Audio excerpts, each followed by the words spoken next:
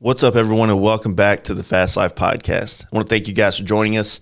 Got another great show with the guys from House of Harley Davidson. These guys helped make the 131 possible in my bike, which I'm enjoying the hell out of. But before we get into this podcast, let's hear from our sponsors, and then we'll get right into it. Simpson motorcycle helmets has been my helmet of choice for the last 4 years.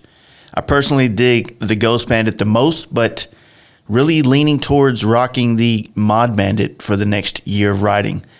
Really not sure yet. We'll see how that goes. If you guys want to head on over to simpsonmotorcyclehelmets.com, you can check out the models and finishes and visor options and see what fits you the best. And also, don't forget to give my guys a follow on Instagram at Simpson Motorcycle Helmets. Lexin is my go-to for not only my Bluetooth system, the FT4 Pro, on my helmets, but now my wireless charging solution on the road as well with their WPC QI wireless charger. This is a water-resistant wireless charger for the Ram Mount X Grip phone holder. This easy-to-set-up system uses a battery tender-style plug for easy install and will only set you back $64.95 with a 2-year unlimited warranty. You can also grab yourself a Lexin WPC and Ram X mount for $110 at lexin-moto.com. And at checkout, drop the Fast Life offer code and save yourself 15% off. And don't forget to give my dudes Lexin a follow on Instagram at lexin-moto. Check them out. With my recent 131 crate engine install, my thundermax ECM was able to get me an extra 136 horsepower and 146 foot-pounds over the 124 and 131 projected HD numbers with their tuner. The computer is constantly tuning my bike to the elevation and weather conditions as I ride, which gives me the optimal performance all the time. I also run the Thundermax fan for the M8 touring models. The oil cooler fan was a big help with my 114 and a must with the new 131 motor. Thundermax has your EFI equipped Harley Davidsons covered, and you can check out all these products at shoptmax.com and use the offer code FASTLIFE at checkout, which saves you 10% off. And give these dudes a follow on Instagram at thundermaxefi. I recently switched all my lighting on my Road Glide to Electric Lighting Co. I'm a huge fan of the looks and the improved visibility I get from the shark tooth headlight, and I'm digging the 5-year warranty on the 15 different LED headlight options for your motorcycle. Their deluxe and premium LED turn signals offers 530 lumens of bright white running light, which are the brightest in the industry and have a lifetime warranty. And last but not least, the LED tail lamps come in a wide range of designs to add that finishing touch, and all products are plug and play. NAM's custom cycle products since 1999 have been offering American-made wiring products for all things V-twin, and Badlands for over 30 years has been offering the most reliable and dependable lighting modules in the USA, backed by a lifetime warranty. Find out more about these great companies at namscustomcycleproducts.com, and you can drop in the FL2020 offer code, which gives you free shipping on all orders over $100. Check them out, guys. John Jessup's Team Dream Rides out of Stockton, California is a one-stop shop for you to have your motorcycle customized, maintained, repaired, and upgraded with in-house dyno tuning and parts and accessories. Also, check out teamdreamrides.com online store to see the full array of products for your bike and you as a rider. And if you're short on cash, you can take advantage of the 100 days same as cash financing on all products on teamdreamrides.com. All you need is a job and a bank account. And while you're at it, give John and the team a follow at DreamRidesJohn on Instagram. Paint Huffer Metal Flake has been with our podcast since day one, and I've been using their flakes and pearls in my paint work for over 4 years now. And you can get started down this custom paint path as well with many must-have items for the custom paint process. Head on over to painthuffer.com and you can save yourself some coin by using FastLife21 offer code. And last but not least, you can get some inspiration by checking out all the amazing paint work created with Paint Huffer products at Paint Huffer Metal Flake on Instagram. Like I said before, this podcast is with the team at House of Harley Davidson. These guys really went above and beyond to make the experience of coming to Milwaukee an amazing one for me. Tommy and Harper, who are on this podcast, they're both people that I know from Texas that I've done many jobs with, work with over the years, and they were a big part of the performance Harley Davidson culture taking place here in Texas. A little bit of Texas performance history for you guys. But J-Rock is also on this podcast, and he is the guy who actually did the install, the tuning, and I was really fascinated talking with him, while he was doing the work on the bike and all the little things he was finding. I mean, my bike had about just under 40,000 miles when we did this install. So he was showing me the wear and tear on a lot of other areas on the bike and things like that. So once again, I just really appreciate these guys and their knowledge and experience and the hospitality. So if you guys aren't following House of Harley Davidson on Instagram and haven't stopped by while you're in Milwaukee, you should definitely do so. So here's the podcast. Let's get into it right now. Cool. Hey guys, you ready to let the dogs out? Fast Life Podcast. We got more of that where it's coming from. And then when I used to work in the bars, it was close the bar down and drink all the Kentucky Deluxe they had, which was the well whiskey. It's fucking awful. Yeah, I've been talking a lot of shit saying like I think that my boys in Texas, like my little crew or whatever you want to call it, I'm pretty proud of our partying and drinking ability. But see, it feels like the city up here is like born on drinking and partying. You know what I mean? So it's like you go to these other cities and you shut those fuckers down. Then you come to this one and you're like, all right, this is the final boss, is Milwaukee. Shut down the bars. Yeah. Like I've hung out with Australian guys. Get closer. And those dudes can drink. And where? Australia, yeah. And then I come here and it's like, it's just what they do. You get off work and you start drinking. They're just, they do it all the time. I'm like, fuck, man. I thought we drank a lot in Texas. Yeah. And so I was telling them today, it was like, they're very proud of the beer and sausage, which is a weird combo, and the cheese curds. Cheese curds. Cheese curds for sure. Cheese curds are amazing. I mean, they were pushing cheese curds like crack on me for the first 2 weeks I was here. So you try cheese curd? Isn't like a cheese ball with like fried cheese? Pretty much, and then you got to get the other cheese curds that squeak, I guess. Yeah, Jay you gotta probably- have this. You gotta have the squeaky ones. Straight up. That's the only way to go. All right, so these mics, try to get them like how I am, and you can move it up and down, but try to point it towards where your mouth is. Okay. Because it's like a shotgun mic, so it catches right there. That's what I told her. That way, when you talk, I can keep the volume lower on here, so it's not picking up like the air conditioner and anything else going on. So, man, it's crazy to be here sitting with you, Tommy, and you, Harper. Texas boys at least. Because you guys were the first dudes I started fucking with whenever I got into the FXRs and Dynas and stuff. When you guys were down at Cowboy Harley, and and now here we're sitting almost 4 years later in Milwaukee having a beer ish.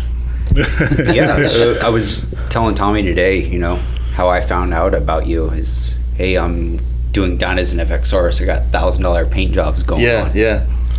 So, what was that, 2016? Is that what we said? So about 16. December, because I remember I bought the FXR from you the day after Christmas. Yeah, in San Antonio. Yep, and then I was back in Austin like January 3rd, back at that desk. Yeah. And then it was on, man. It was a great time. At the same time, you had Dustin and those other dudes at the time that were putting on Texas Hills, so I started coming down for that, and then Mark with Texas Performance was starting. He kicked off his shop in January that year too. Oh yeah. And it just like this in 2017, it just blew up in Texas, is what it felt like. It was. It was fun, man. I mean, Dustin. I wish that thing still went on, man. That was a good time, and it seemed like it was building momentum. Oh, it definitely was. I remember the first one. That was when you slapped my bike together overnight. We talked about paint it was today, still wet, yeah. Because we rolled up and he's like, "Dude, your fender has to be wet still." Yeah, I had to use gloves. Yeah, that was good, man. And it's like we did that orange dyno for the floor down there. Yeah, that's the one that Travis ended up picking up from Biker Living magazine. Yep, yeah, he was. That thing was great looking, man. It was a good time, man. And that's what I like about up here is the culture is actually evolving still. Here it's such a motorcycle-based city. Kind of what drew me to it was whether it was restaurants or like somewhere like Fuel Cafe that they got a chopper in the restaurant and they're jumping mini bikes off the bars, and it was so motorcycle based, and it's still evolving. That's the exciting part for me about Milwaukee is one, being in the home of Harley Davidson, and then seeing the actual industry that's been around for 100+ years still evolving. Yeah, it's just it's amazing. It's crazy. I mean, you think that there would be is there a bunch of independent shops up here? Is it pretty like it seems like just dealerships is what it feels like, I mean, you could probably speak on that. Yeah, I could think of like right two or three. There's a few independent shops, but dealerships is a way to be. Yeah. We actually know what we're doing, and we're not just hacking stuff together. Yeah. Hoping that it works. Yes, I was like when I was riding the bike earlier, and it's not really a stab towards all my independent friends. Really, it's a stab towards my mechanical ability, if we're going to be real. It just, everything felt like it worked right. It shifted smoother. It just felt like everything was greased, if you will. Yeah. And here I'm just like I'm a painter that, I know what size bolt that is, and I know how to take it on and off. I don't know how much to torque it though. So. You learn pretty quick though when you snap that first bolt. So I mean, speaking on it, I know you didn't ride a lot on it. What'd you think? I mean, you can definitely feel like it's something there. As soon as you crack the throttle, you feel like an instant like let's go, motherfucker. You know what I mean? Mm-hmm. But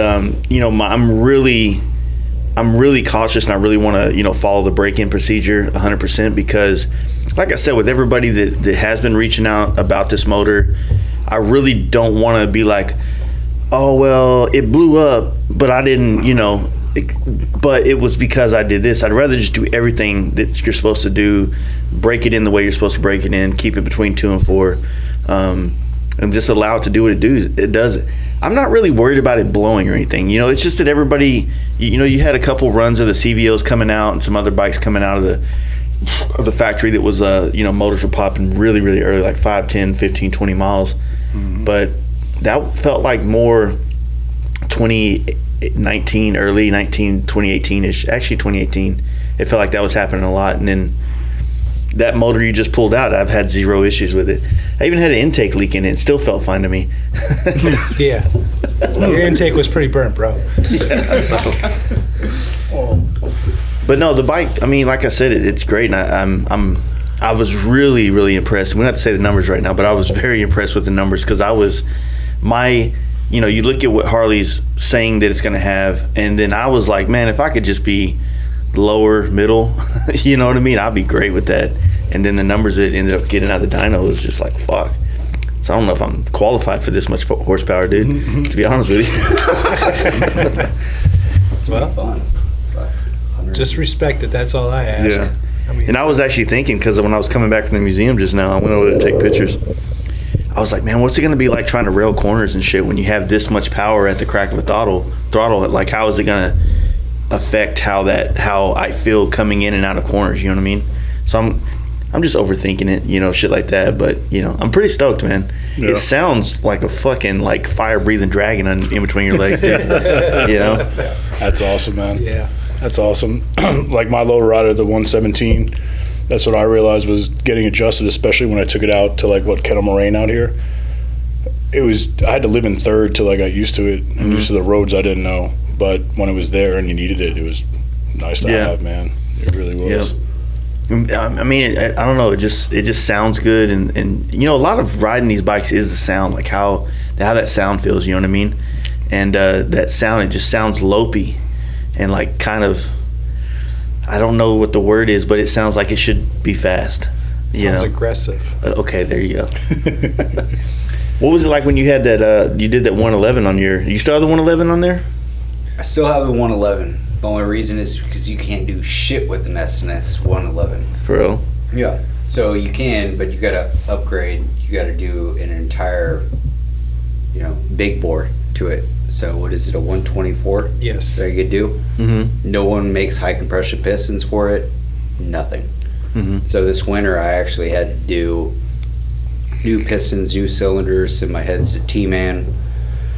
I got bigger valves. Ported, polished, bigger poured, valves. polished, did all that.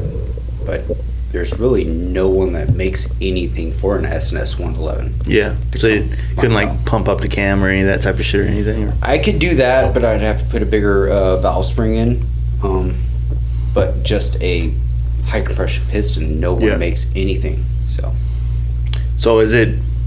So you figured something out though? Did you do anything with it this winter? I didn't do a damn thing. Oh, is it still holding up pretty good since you? Yeah, I love it. That's kind of crazy because like I was joking earlier, but it's like the day you put that motor in, and I'm sitting here like nerding out, like 1,000 miles, 2 and 4, and you're just doing burnouts, getting beer drunk or poured in your mouth at some party down in Texas. Yeah, I mean, I don't, I work at a dealership, and you should break in your motor, but I've never done that. I never had any issues with that S&S. Yeah. It was really good, except when I went on a trip and my exhaust nuts fell off and I fucked up the valve seals. So the Maston had a problem with his 111, didn't he, or 124? 124, he ran into quite a bit of problems. I think Jay probably knows them all because he had the bike on his lifts, but he renamed his bike Old Smoky. So what was it doing? Well, the S&S cylinders that we got, brand new from S&S, were out of round over 3 thou, which was allowing oil to go right by the rings, and she was definitely an Old Smoky. But we sent his cylinders off to T-Man and his heads off to T-Man, had T-Man redo them all, and you could actually shine a light, and it was going right by the ring in the cylinder. It's like, yeah, damn. Yeah. We got it back, put it all back together, and I believe he's still riding the thing. He is still riding it. Yeah. Yep, absolutely. There was she like ain't smoking no more, but there was a part of time it felt like when the 111 came out, it felt like everybody bought them, and then there was like lots of people saying that they were having issues with it. I mean, I don't really know what the issues were, but it seemed like it got a bad rap real quick. And then, to hear you say that you had 0 problems with yours. I had 0 problems whatsoever until, my nuts fell off. and that's what it was, you know what I'm saying? Yeah. But, yeah, it's actually I love the motor. I got the 111 instead of the 124 because you can rev it higher, pretty much is what they told me. So I was like, okay, I'll do that. I don't want a 124. I heard that was a little bit harder to put in your bike, so I went with the 111. But other than that, I mean, I've had no issues. I don't like that there's not a lot of companies that don't make parts for it. Yeah. Because it's a 111. No one does a 111, really. Yeah.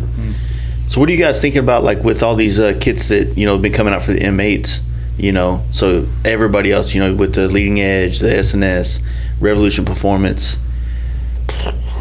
Fuel Moto, I think, has got something too. And then Harley has the 128, right? So you can turn a 107 to a 128 and then a 114 to a 131. Yeah, so have you, well, I know that you've done quite a few of these 131s. How many crate motors have you done? I've done a good handful of them. Compared to just like the bolt-on kits. What do you mean by that? Well, like the bolt-on kits from like the 131 kit. You've probably done 4 of those and 3 crates. At least 3 or 4 crates I've done. Crates seem to, in and out real quick.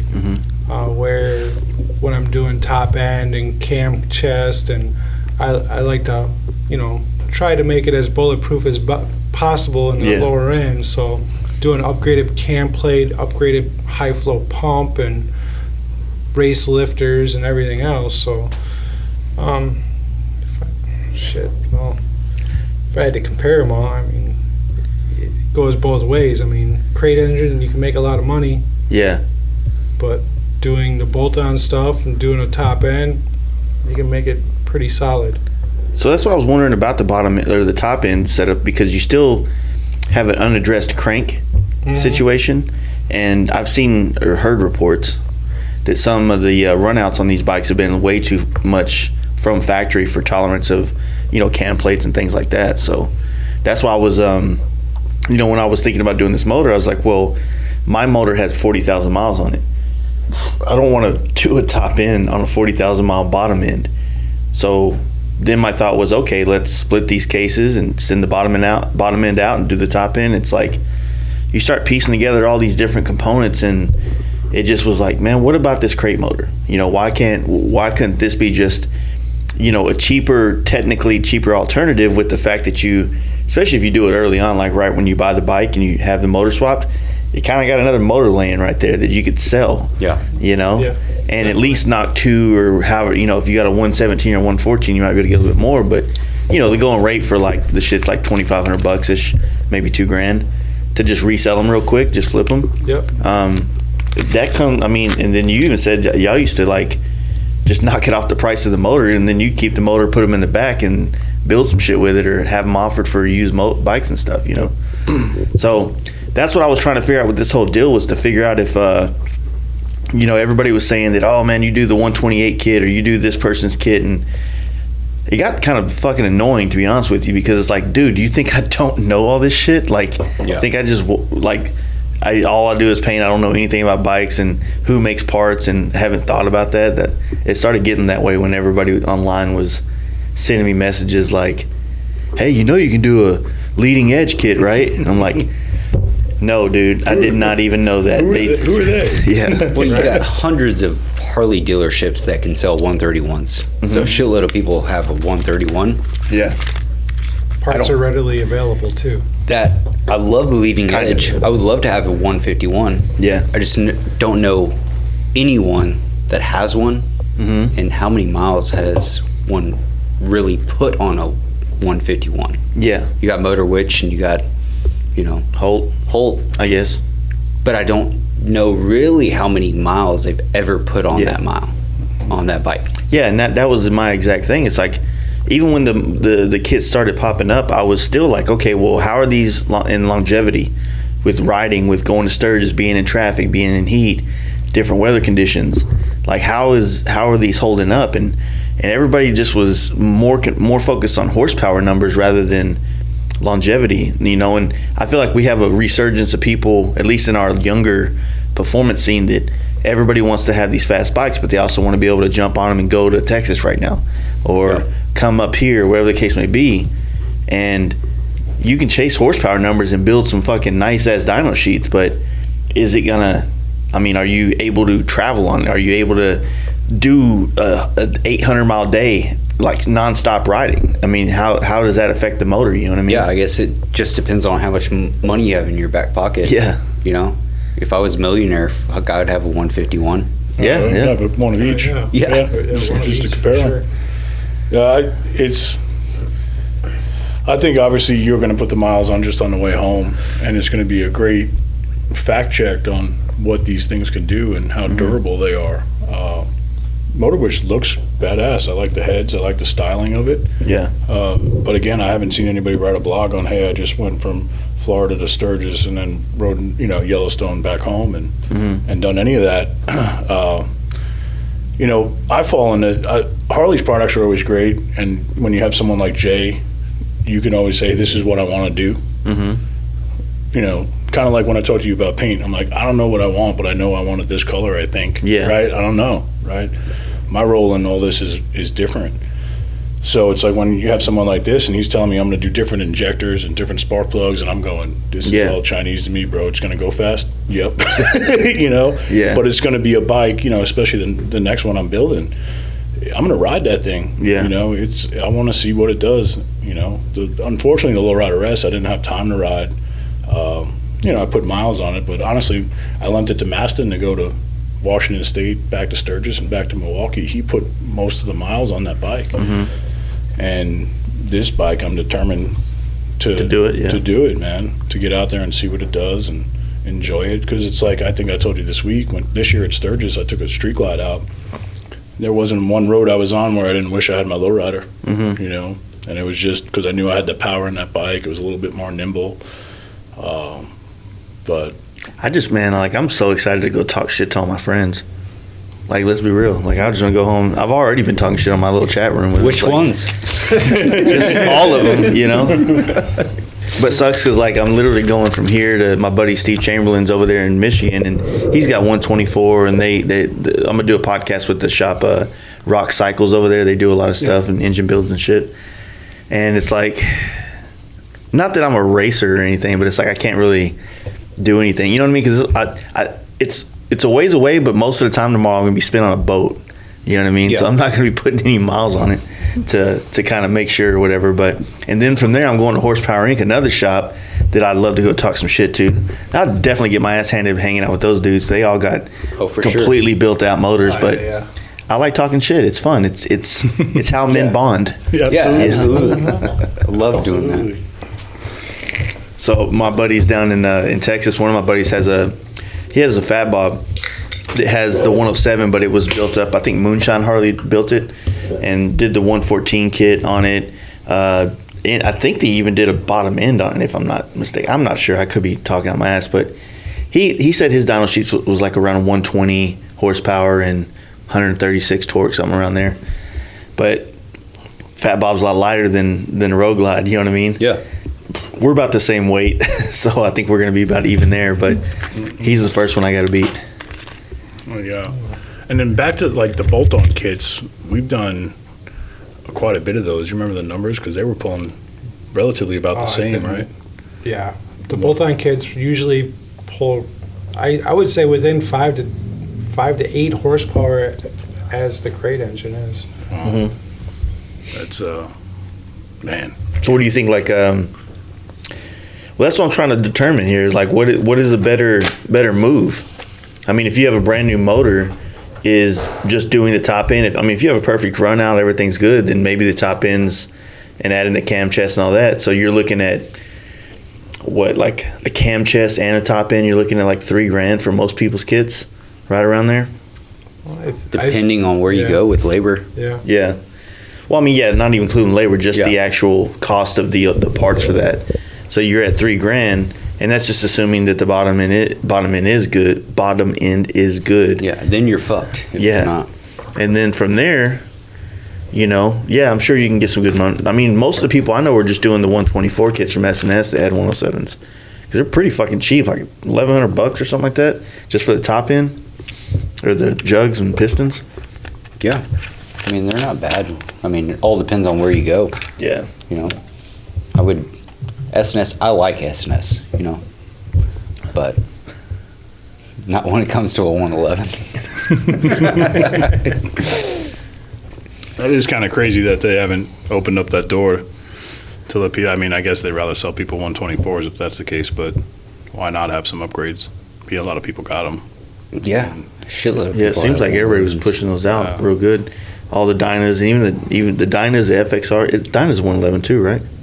Didn't they have like a 20 cam motor? Yeah. Yeah. Yep. So, I mean, anyone really with FXRs, any of the Evo motors, they're putting 111s in their bikes. I mean, they run good. Can't beat it. Yeah.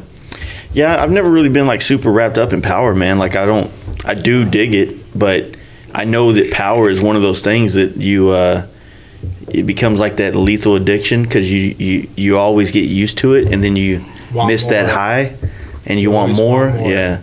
And they say that and stereo systems are the same thing. When you first buy all that shit and you subs and all that shit for your car, and it sounds good as hell, and then you get used to it, and you're like, man, I need some more. So that's kind of what horsepower is, what I've heard it being said as. So it's as easy as ride that thing back to Texas and then jump on a stock bike, and you're gonna and it all starts all over again. Once you know it can be there, you always want it there, just in case you need it. Just in case. I was never into a stereo system, so I wouldn't know about that one. Yeah, I was for a minute, man. I played that game. Yeah, the bagger life, huh? Hell yeah, bagger life and my Focus life. Yeah. Ford Focus, man. I had a nice little. Remember those Rockford Fosgate amps that were like real popular? Mm-hmm. They were like, the Crunch. Hell yeah. I could not remember the name of that. Mm-hmm. Yeah, that's the same thing, man. I went to Car Toys as a kid, and they did a $400 package for a Crunch, a box, and a tin. on my stock radio, I was fucking jamming, dude. Dude, I'm 42 and I still put subwoofers in my truck. I just, it's the same thing. Yeah. I don't know how to listen to it without it, but same thing with power, man. Yeah, I don't know, man. The bike thing was fun for a while because, you know, when we first started doing the stereos on the bikes, we were doing like folk house, so it was like all about these very high-end, high-quality sounding speakers, so you're hearing all these little very crisp and clear, and they would get loud, but then this company Hertz came along, and they were all making fucking like what are those ice cream truck fucking horns on it, where you're just like going down the street and it's like blaring your music, and I was like, it's fucking loud, but it wasn't clear, you know what I mean? Yeah. So because they were, you know, when they do those stereo competitions, they have like decibel meters, and that's how they're, oh, you're the loudest, and loud and quality are not the same, you know? Yeah. So it's a mess. I like watching those when they flip the bass on and the hair all stands up. Oh yeah, That's the hot insane. chicks. Yeah, that's nuts. I never got that far into it. I just wanted some bass. That's all I wanted. Yeah. That's crazy. So let's flip roles for a second, man. Huh. What did you think about Milwaukee? I know you didn't get to see a bunch of it. Yeah. I know it was your first time up here. What's your opinion on it? And I mean, just as a whole, what did you see here that, you know? Man, I don't see a lot of shitty parts. You know what I mean? Like, there's not a whole. I know there's areas that are probably grimy and shit, but it felt like the grimy areas were very friendly. They had cool paintings on the walls. No, the dealership here, the roads are pretty chill. You know, like not a lot of, like, Charlotte had some fucking fucked up roads down there. You know, like potholes and shit everywhere. The museum was dope. Having all that canal and all the river or the lake kind of like intertwined with like more of the downtown area is a very unique thing that I've never experienced. You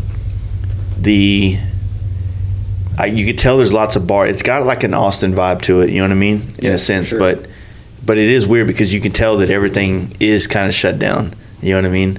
As far as like in the downtown area. You don't see a lot of bikes riding around, at least not. You know what? I take that back. I see a lot of them, but there's no like norm. Like when you're in LA, you see like a norm type bike. Like it's usually Dynas or something like that. In Texas, it's usually baggers. And out here, it's like I say a Sportster, I haven't seen any kind of like old school bikes or anything like that, but you know, lots of CVOs around here. I think you're in the wrong part of town. Yeah, that's probably. Because it's usually where I live, it's all old bikes. So what I see a lot of is all old choppers. Yeah. That's all it is. A bunch of the guys that I know that worked here, used to work here, still work here, it's all choppers, panheads, shovels. There's a lot of that here. So depending on where you're at, just that little town you're at is where you see different bikes. Yeah. It's super weird. Yeah, That's super cool. And like, I don't know, like it's all new to me, man. Like I think I was telling you, and I've said it so many times on the other podcasts I've done here, but just having the little bars in the neighborhoods like that, so many bars here. It's almost like it's as common as like a convenience store. It's more common. Yeah, yeah, More common. Yeah, the only weird thing is there's only certain gas stations you can buy beer at. So Is it probably to compete with the local bars? Or? I have no idea, but when I go to a gas station, I usually go buy beer. And you got to find that one that has the beer. They don't have like the cities or the counties are like wet and dry and that kind of thing, you know? No, we don't have that up here. They just stamp that bad boy wet to start. Oh yeah, Bring it on. drink it if you can. So how long you've been here your whole life or what? Yes, Just in this vicinity or just fucking around left and right? I've lived from Fond du Lac to Waukesha. I mean, pretty much. Yeah. I know the state, Yeah, that's pretty good. and it's drinking like that everywhere. Up north, it gets crazier because that's all they can do. Yeah, There's not a whole lot of. I got a buddy that lives in Appleton, I think is where it is, and he does like a videography, or he's a cameraman for like all kinds of different, motorsports events and things like that. And he lives on a lake up there, and dude, every fucking weekend he's out on right now while it's summer and shit still, I guess. He's out on probably Lake Winnebago. That's probably it, man. He's out there partying and just getting shit-faced. He was down in Texas not too long ago when he was partying with us, and he could hang. Who is that? His name's Zach Visser. Okay. Visser, something like that. He has like a sport glide. Yeah. You know, pretty dope dude. He has the sweetest mullet right now. His shit's got a perm and everything. I'll show it to you. I'm about that life if I could grow hair, but Dude's funny as fuck. He dressed up as like some kind of cowboy thing and said his name's Alan Zaxxon. Where'd you meet him? Dude, Instagram, man. I meet all the best people in there. Yeah, here it is. Gotta find this. Oh, hell That yeah. Fucking man mullet, got the dude. fucking curls. Got it going. Oh yeah, Find something. styling. Yeah, he's rad as hell, man. But he's the one that helped me like figure out a lot of the camera shit that I've been into and figuring out how to get some of the video stuff going at the shop. We were doing the video podcast and everything. So he's just been a big help. But he flies all over the country, man, and does shit. So you see that fucking the Cowboys. Oh shit! He said, "Yeah, Alan's hashtag Alan Zaxxon in the cut." Yeah, it's like, dude's just crazy, man. I love that shit. But no, it's I've been trying to make it up here forever, but it's like finding everybody, like Tommy, you and the House of Harley, like helping get all these different people to come in and do this. There's no way I would have ever been able to orchestrate this many people in this town, you know. And I don't even know how to do it. Like I'm more like send them an Instagram message. So there's no way I would have got Bill from the goddamn museum on here. You know what I mean? Yeah. He doesn't apparently have a phone.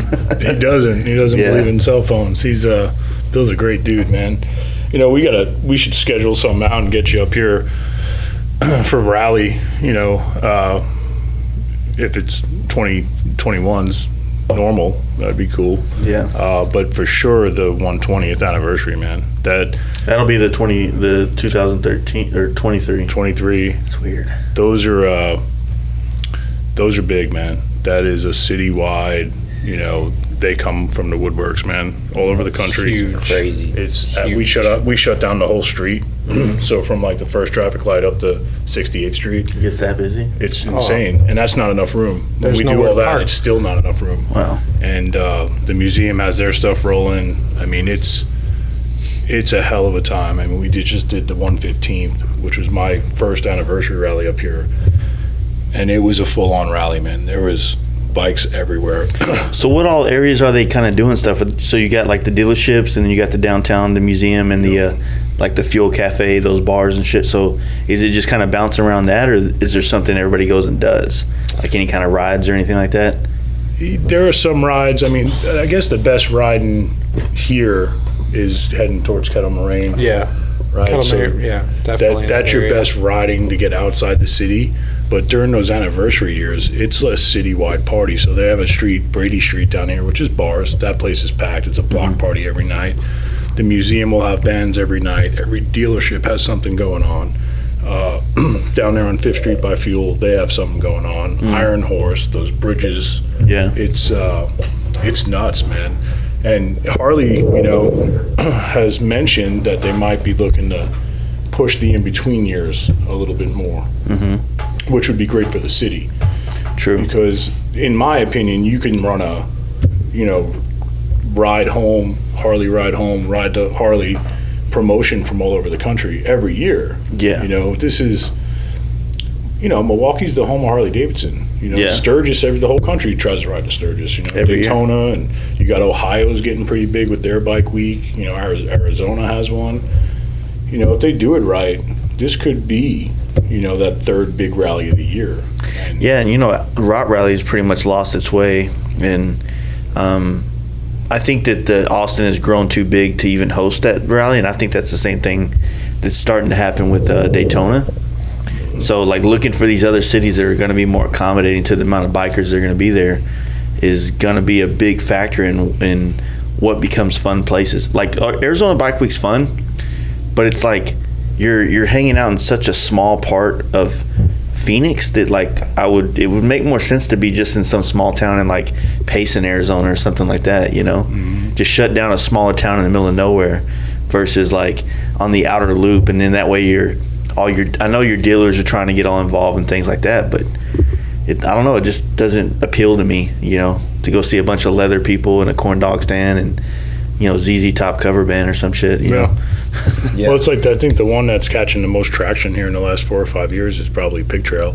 So the Arkansas one, which I think starts... The Ozarks? It's like, it's supposed to be this weekend, but I don't think they're doing it. Yeah, so officially I think the rally was canceled, but Pig Trail Harley Davidson is having theirs. So I know there's a bunch of guys leaving tomorrow to go work down there and stuff, but it seems like that's the one that's been picking up the most, you know, mentions, momentum, attendance grows every year, their bike sales grow every year. So, and it could be that it's just one of those offset towns, you know, it's not in a heavily populated area where there's not much to do.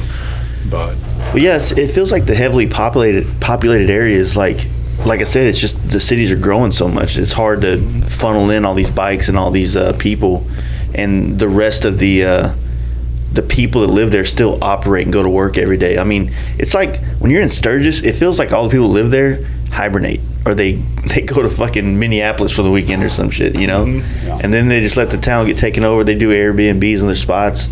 You know, they make money for 2 weeks, and then they come back and they get back to the program, you know?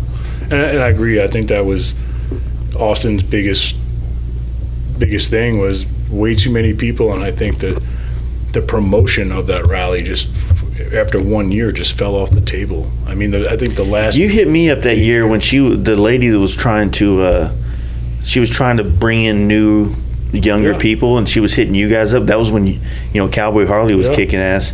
And same thing, they were talking to me, and when I talked to her, I told her I was like, move it out of Austin, move it to Fredericksburg or something, like some town outside of, you know, somewhere else, you know? That was the year they got Maston's bike was in the show. Yeah. And that was and they were trying. They were bringing people in to try to lift it up, but but the problem, it's kind of one of those deals that sometimes you have to rebuild. Absolutely. You know what I mean? You got to cut your, you know, it's not that you're losing. So, you know, they got all these like old naked people, right, that are going to go every year.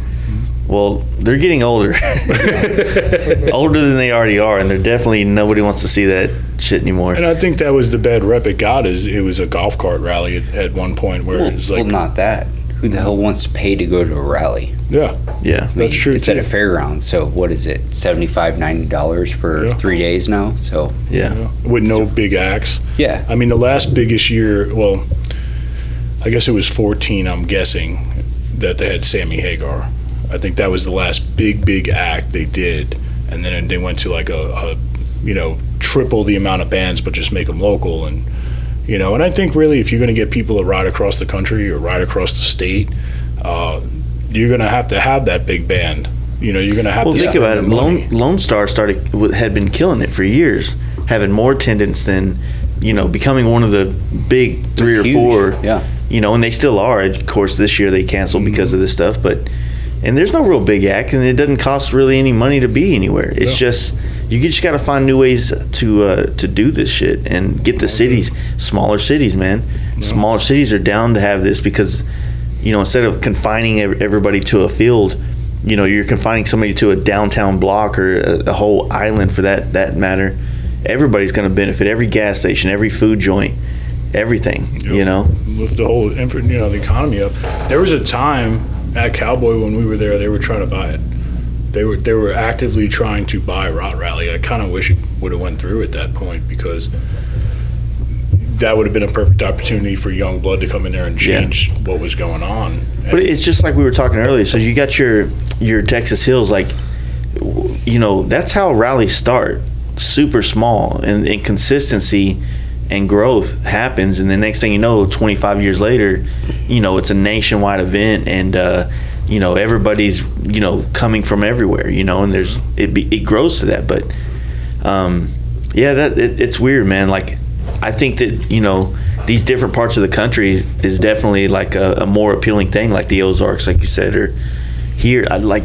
they definitely should do something every year because fortunately, every year is technically an anniversary. Absolutely. You We've know? been saying it the whole time. Yeah. Yep. You know, you don't have to call it an anniversary. You call it a birthday party. You call it whatever you want. Just throw some funds behind it and get some people here. Yeah. Because once people get here, it's a blast, man. I mean, there's so much Harley stuff just to absorb yourself in, whether it's Juneau or the plant or, you know, going to the museum.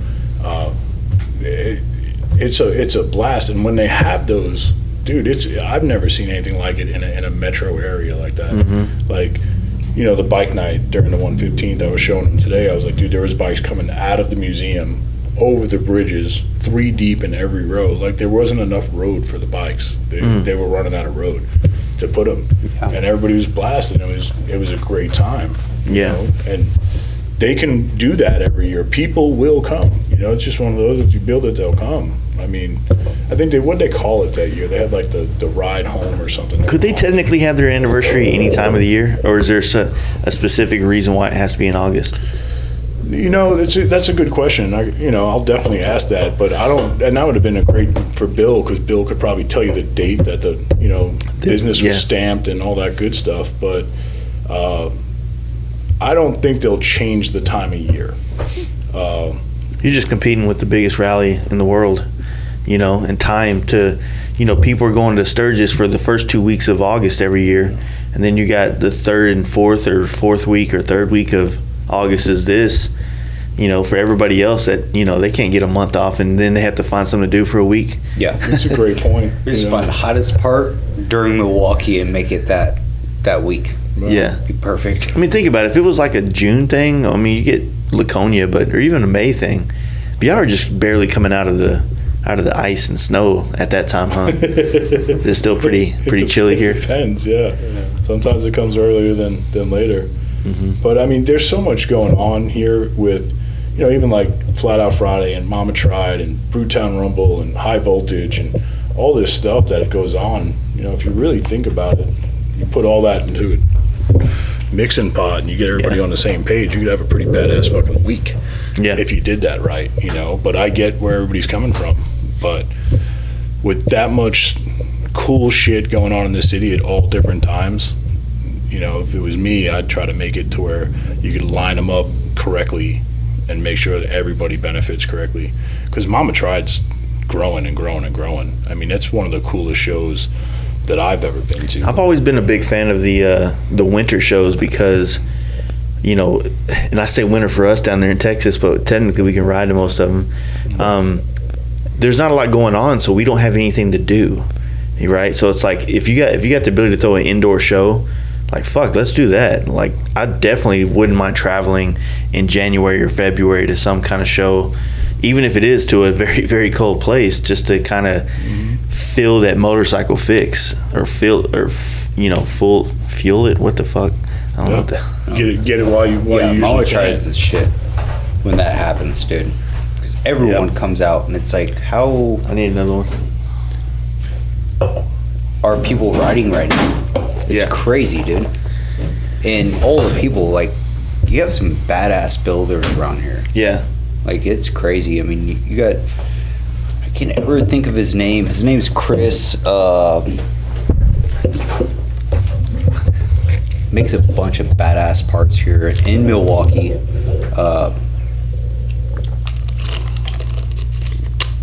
Tooth and Nail, yeah. I thought he's out of Nashville. No, he's like right down the street. Dude, that dude, his bikes, his choppers.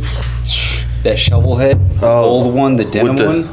I'm talking about the fucking one with the, it's like a kind of almost got a D-rake look to it. Yeah. With the black fairing. It has like almost a little lowrider S fairing. Small little one, right? It's all denim with the gold fork tubes. Is that what it is? I didn't know if it was denim. Yeah. That one. Chris Graves. Yeah. I love that fucking bike, man. Dude makes badass parts. I wish he made parts for newer bikes. Because I really have no reason to buy parts for shovel heads. He makes badass parts for Evos. You know, I could use some of those, but, you know, it's 3 of those bikes every year. Yeah. See, I want to do one like that. Not necessarily build it, but maybe have somebody make me a frame. But I'm not like some nerd that has to have a shovel head. Like, I'll put an Evo in that. I'll put a twin cam in that bitch. I want a shovel head. Yeah. Yeah. I think it's weird if you have at Evo and a chopper, I think you should be a shovel, pan, or knuckle. Yeah. But For that's sure. just me. You know, I talk to my friends and are like, well, It's not very chopper of you, buddy. yeah, I know. I don't care, but I'm like a chopper. Yeah. You know. I just fuck, man. If I had a full M8 drivetrain, I'd do that shit and just drive around my middle finger. Everybody had a problem with me. Yeah, right. You know, but no, that there's a couple cats out there that've been de-raking and doing dynas like that, like chopping them and lifting them up. Oh yeah, you Kind of dope. Did looking. FXR Mike You got do Mike, one of those? Mike Yeah. in Dallas. Yeah. Shit. Now what? Now Goldwing Mike, watch out. Yeah, who the fuck knows what's going on with that dude? He's one of my closest friends. I don't even know. Everybody's asking me because they're scared to ask him what's going on with him. I didn't know if he was just like talking shit at first, or Yeah. like all about it. So I was like, all right, you know. I don't Well, really some of know the guy. Houston homies that a lot of people have been going that gold wing route. You know what I mean? Like you can get them cheap, dude. Cheap as shit. Not like it ain't like you can take anything off of it and put on some other bike, but You know, that's it. It's just a cheap. It's just a cheap ass bike, and they last forever. They're like, they're goddamn bulletproof. Well, a Ruckus is cheap, but I don't see any of my homies riding a Ruckus. You know what I'm saying? Fair point. I don't argue that, man. But yeah, I don't get it. You know, like I don't know, man. It's dope that they, that they're doing it, but I don't know. They got too much time on their hands. They need to get a custom paint job or 131 or something. Spend their money on that shit. Has anybody hit you up to paint a Gold Wing yet?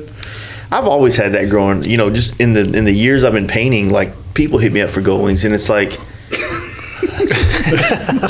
I'm like, you have a car, right?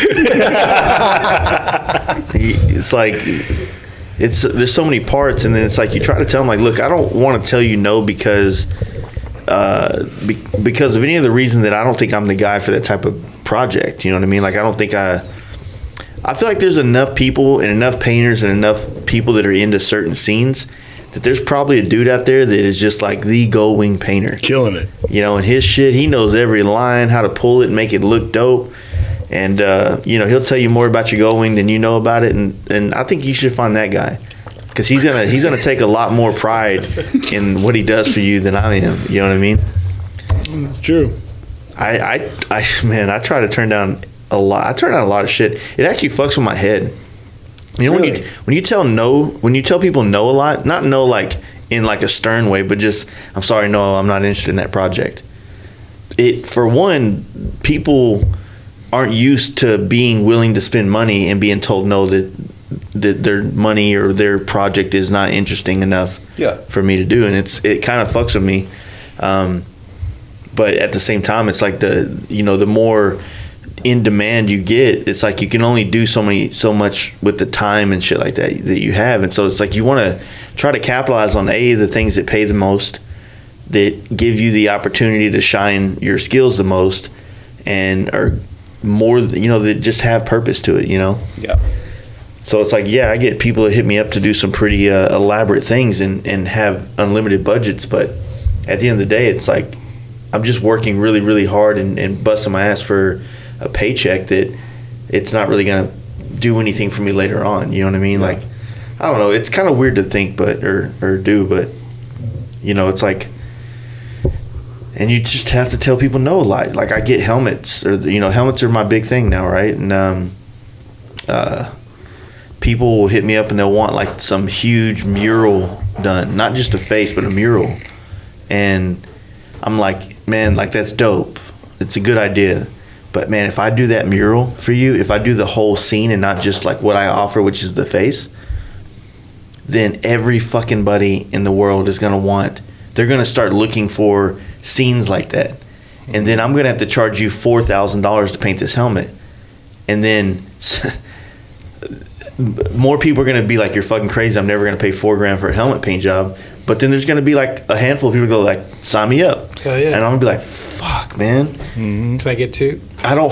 Whatever happened to those $1,000 Dyna and FXR paint jobs? This is what happens when you do $1,000 Dyna FXR paint jobs. Yeah, but it worked out for you. Exactly. And I try to tell that, that's the thing, man. Like sometimes it's about, you have to get your name out there. Everybody always says that they're the best at everything, but they have zero evidence to prove it. You know, I'm not saying when I did those $1,000 paint jobs, they were the best things I've ever done. They were the best I really had to offer at the time with the parameters of what those guys wanted on their bikes. But, you know, when you hear everybody say, like, man, I would have made it, but, you know, I just never got an opportunity. It's like, well, then do it for free. So you can show everybody how badass you are and then start charging. You know, it's like, you know, if I wouldn't have did 7 or 8 paint jobs for $1,000, and, you know, those 7 or 8 paint jobs went to different parts of the country, right? And then using the pictures of it on Instagram, it automatically put me not as good as guys like Schultz and Valley Customs and, you know, Flying Iron and these other really badass painters, but it put me in the same pool with them. Yeah. To where now I could start getting more of that type of work in, you know what I mean? And so I had to eat some fucking crow on that one, you know what I mean? But it panned out good. Yeah, you know? for sure. And I never thought I would have been doing helmets more than anything, you know? It was kind of like this will be fun. I'll put effort into mine, and the next thing you know, I went downstairs. I saw his other helmet I did. I forgot I ever did that with the Texas flag on the back. Yep. I was like, I know I did that, but where the fuck is that in my head? You know, where did I chronologically put that? You know what I mean? I don't remember was that. Was that your first one? Yeah, that was the one that took us like 2 hours to put back together. Yep. We were sitting at Texas Hills. Yeah. Looking at Harper going, I can't figure this puzzle out, man. What the fuck? Crazy. I couldn't figure it out. I got a Rye. A Rye? That's one of the fucking sickest helmets I've ever had. Love Simpson. No, well, I have my Rye, but I always wear my Simpson. Yeah, because you're a man. I mean, why don't you just drive? Why don't you just drive a car, dude? That's the best helmet you're ever going to have. Huh? Go in. Cage. Yeah, don't even need to wear a helmet. Yeah. People are always like, my buddy was saying the other day, he's like, you know, it's just the Simpsons loud. I'm like, don't you usually not wear helmets? Yeah. Why are you bitching about, like, muffled wind, dude? Yeah, absolutely. But a Rye, I like the ventilation, the Simpson. The ventilation isn't bad. The fit is better than the Rye, kind of. Well, like, the helmets, man, helmets, seats, and bars, man. You can't, there's no way that I could tell you exactly what you need to buy. Because they all fit, helmets fit people differently. Bars and seats affect how you feel on your bike. That is completely personal preference. And that's why you see helmets, seats, and bars on repost pages getting sold all the time. Oh, absolutely. You know what I mean? All the time. I fucked up. I got 8-inch bars and risers. I wanted 12s, or, you know, the opposite. But what were we saying about the fucking I wore Shoeies, love them to death. They're very, very high quality helmets. I've also worn a Bell across the country. I've worn a Rise. I've had those before on my sport bike days. I loved them. But the thing is that I can the quality of paintwork I do on Simpsons, I can't do that on other helmets because I don't have the ability to take them apart and replace the things that are when you take them off, they're no good. You have to replace them, right? Yeah. So if you're paying $2,000 for a helmet paint job, then you don't want it to look like Mako just painted it around the rubber trim at the bottom. You know what I mean? Yeah. Like, you want it to look like this helmet came from the factory with this paint job. Everything's crisp, new looking, and that's what we offer. But can't get Bell. I've reached out. Can't get them to get us the rubber trims to be able to pull them off and replace them. There's no fucking way I ever get Shoei or a Rye to do that, because I don't. They're not really. They only focusing, care about like sport bikes. Yeah, they're not really focusing on a market, and they don't want people like me to take their helmets completely apart and rebuild them for warranty purposes. You know what I mean? So it's kind of a weird place to be, and that's why we stick with Simpson, because Simpson has worked with us. They understand that the culture of the Harley Davidson world is to mod things or make it fit you, personalize it, right? So they know. That's why forever they only sold black, white, flat black. Yeah. You know, they're not trying to make a fucking race helmet that has like stripes and shit like that everywhere. You know, now they're starting to do shit, but you know. Yeah, but they do it limited too. They do it tastefully. Yeah. And have you messed with the Mod Bandit yet? Have you wore it? Have you? Yeah, I'm the first one to ever have one. Yeah, Scott was up here with He brought out the old prototype to show us, but that was about it. And I haven't really had one in hand since. So the prototype, when he brought that out, so I had the Mod Bandit about 4 or 5 months before it was released. And then I painted it for them for AIM Expo. Right. So I then wore that helmet. So I wore it for like 2 or 3 months before, just riding around, getting used to it. Then I painted it. Then I sent it back to them. Then they sent it back to me after AIM Expo. And then I wore it for about 8 months. I did about 12, 13,000 miles with that helmet. It's a great helmet, but it's a mod. It's a modular. They're inherently louder. They're inherently feel a little bit looser, but it's not that they are. It's just that a normal helmet, cheek pads start close to your mouth, and a Mod Bandit, because the face opens, starts more the cheek or the side pads stop kind of like in the middle of your cheek. So it feels like the front of your mouth is like there's nothing there, like holding the helmet on more securely. You know what I mean? Well, the last I heard is all your friends had modular helmets and you were thinking about painting one.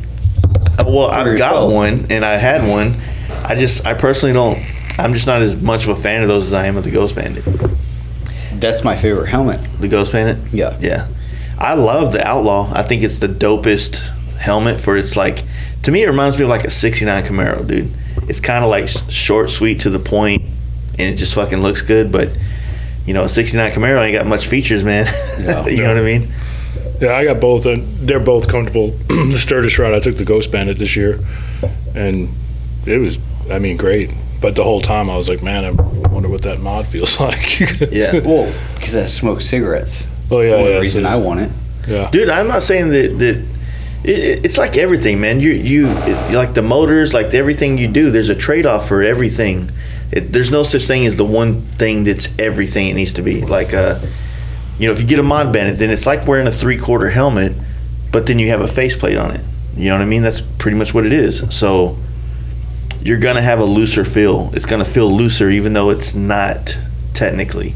Gotcha. It's going to be a little bit louder because you have less padding to kind of muffle the wind. So it's going to have more airflow in kind of like your area there and shit. So I don't know. People just get on my nerves online bitching about everything. You know what I mean? I bet. No, but they're good, man. Like everybody on the last trip we did, we'd pull up to a gas station and they would just immediately start you know, fucking they flip up they'll smoke a cigarette or a bowl depending on The situation. yeah. And then you know, it was good, man. It's awesome, but I don't know, man. I see them, and to me, I think the mod is the sickest looking helmet. I love how it looks. Yeah. I've just really never been about that. I like how it looks. You're not when it's about that down. mod life, bro? Not when it goes up, dude. I feel like I might look like an 80-year-old man. Probably. Yeah. You got to have that I mod think life confidence. it looks goofy as fuck, really. Yeah, it does. Yeah. What about you? What do you wear? I got a speed and strength. Okay, like Lead. an icon or some shit? Yes, it's similar. It's a little cap. One of those little cap Oh, things. yeah. That one. That's my test ride helmet, but whatever. Yeah. You're not used to wearing helmets, though, are you? I just recently started wearing helmets. Yeah. After I had an accident a couple of years ago where I went up over my bars, and you know, there's only two kinds of riders out there: the ones that have fallen and the ones that will. Well, I fucking fell. Yeah. I just didn't have a way out, and after that, you know, I got some road rash on my forehead. So honestly, after that, I decided to start wearing fucking lids. I mean, I'm going to go fast and be crazy. I might as well at least half-ass fucking protect myself. Yeah. You know, I rode around a long time without a helmet on when I did the big wheel shit. And then when I go to Sturgis or on these trips and I catch a bug to the helmet, I'm like, that could have been my face, bro. My fucking eye. Yeah. And it's like, you know how it is. It's like every time you open the visor, it's like all of a sudden all the bugs hit you in the face and shit. Oh, yeah. And I'm just like, man, like I don't. But it's weird, though. When I didn't wear a helmet, I didn't really feel like I ever got hit in the face by bugs. Never did. It was Not- like shoulder or chest or Yeah. maybe somewhere else. Never in my face. Yeah. I had a porter that blew a red light and killed himself. Next day I went to Simpson, New Braunfels. First time I ever had a helmet. For real. Yep. Yeah, it was a weird one. Accidents change people, man. Yeah. They definitely change the perspective of life. Yeah. So I don't know what I think capitalism changed my way because I was like, man, I could paint these things. I see dollar signs. Yeah. I thought it was a good way to personalize like something and make it kind of like special to you. You know what I mean? Oh, absolutely. Oh, yeah. Like, Who's I think that? it was your grandpa. Alex? Yeah, he's on the helmet down that there. one. Yeah. Love that one. The is Alex right? The other manager down there? Yeah. He's got that. Whoever painted that's a pretty dope. His little- cousin. Yeah, His cousin. that's his did? cousin. Yeah. His cousin does cool shit. Hell He's yeah. up north. He does I think he does like jet skis and stuff. Yeah, he does a lot of. Does he have a shop name or anything? I I don't know.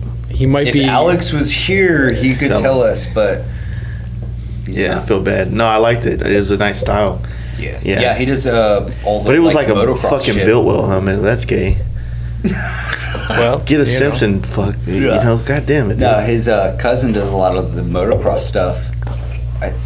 I think he does like wave runners and stuff, but a lot of motocross stuff. So he has that kind of influence, but he does some really cool shit. Yeah. But, Yeah, I dug it. You know, How do y'all like working up here, man? I know you were always from here, you know, but it seems like this dealer, like of all the dealers that I've been to, especially the ones in Texas now, like nobody's fucking on board with anything cool. You know what I mean? It's like here, it's like, you know, most of the guys, like most dealerships, it's like all the techs are riding the bikes that are in and popular and the style and the power and all this that, and the other. And then, you know, like the deal, like even the parts seems to have more of the things that you would want to put on your bike if you were like in our kind of culture. Yeah. You know what I mean? How you like the vibe up here compared to what Texas was? it's very weird. You know, up here it's all baggers and stuff, but I can get down with that. I started at New York City Harley. It was all sportsters, no baggers. Uh-huh. Never worked on any baggers. It was all sportsters, Softails. Here it's different. You know, there's not a lot of like dynos, but you have those, you know, Select few. select few that, you know, get down on their dynos. Yeah. You know, so it's Have y'all not like had parties here that kind of like bring out the people that are into that like purpose-built performance culture? It really doesn't work. I guess it really doesn't work. totally Yeah. different than Yeah. other places, but it's cool. You know, I like it because well, for me, you know, I've always seen the same scene over and over and over, same dynos, all that shit. Like I was telling you earlier, the chopper scene out here is fucking badass. Yeah. Like you never see those bikes. You see badass like 2003 to 1980 bikes that are in pristine condition. Yeah. So sick. Very low You got miles too. shovels, It's like pans, holy cow. knuckles that Well, are- that's because of the short-ass riding season. it is what it is. I don't give a fuck. Yeah. They But still it's cool. clean. They Yeah. still clean. And you don't see that really in Texas. You don't see those old bikes. You see it from some of the chopper places, but these guys are riding it all the time when Yeah. they can. Yeah. So it is pretty cool. You know, the weather does kind of suck. Yeah. But Well, it was funny because, you know, like what, I guess Alex is his name, right? Down Yep. there? Yeah. And what I guess you and Tommy and all you guys were saying is about I didn't know how much a big business was for winterizing bikes. You know what I mean? Storing crazy. them, yeah, you know, tending to them. it's crazy. You know, we did almost 800 bikes last year. This year we're gonna do hopefully 1,000. I want 1,000. Yeah. That's what I want. And you know, all these customers can do whatever they want to their bikes during the wintertime, Yeah. and then it's ready for them to ride. Come spring. Yeah. Yeah, but usually how it works, right, is they wait till the first 70-degree weather. And they're like, hey, man, I think I want to do bars and fucking put some... put some There's the select few that still do that. Yeah, but we knock it the fuck out. Yeah, we just turn and burn on them, get them out of here. yeah. You know, it's just like what I did with your motor, man. Yeah, In that and shit was out, quick, man. 8 hours. Did you did you go to like MMI and all that type of shit? Oh yeah, I graduated MMI, top of my class. I broke down records down at MMI. Did you go to Phoenix or Phoenix? Orlando? Phoenix. From what I found out, they were always sending the Orlando guys to, like the instructors to Phoenix to train the Orlando instructors. Yeah. So it's like, okay, Phoenix was the place to go. So I'm here. So let's get it done. So I loved it down there. Hot as fuck, but Yeah, for Minnesota, what is it? Wisconsinite. Wisconsin. We in Wisconsin, homie. We Everyone's gonna hate me here because I've done it like 5 times. So you got a shit ton of PBR in front of you. You're in Wisconsin, I homie. had no idea where I was when I first moved here. yeah, Tommy brought me up here for the 115th. I came up here for school, and then he brought me here for the 115th. And I was like, I hate Milwaukee. There's nothing to do here. I was only downtown, and then 115th came, showed me the whole entire city. So Tommy and Jeff, the owner, and I was like, fuck, I had no idea all this shit was here in Yeah. Milwaukee. Like, it's crazy. Like I was telling you earlier, like what they do here in the city is crazy. Like you have 6, 7, 8, 9, 10 venues going on at one time. yeah. Like it's nuts, dude. It's kind of like concentrated because of the window of opportunity, maybe. Yeah, you have 5 or 6 months to do something, so everyone's doing something at one time. Yeah. So it is really cool here, you know. I brought my wife and my 2 kids, and How do they like it here?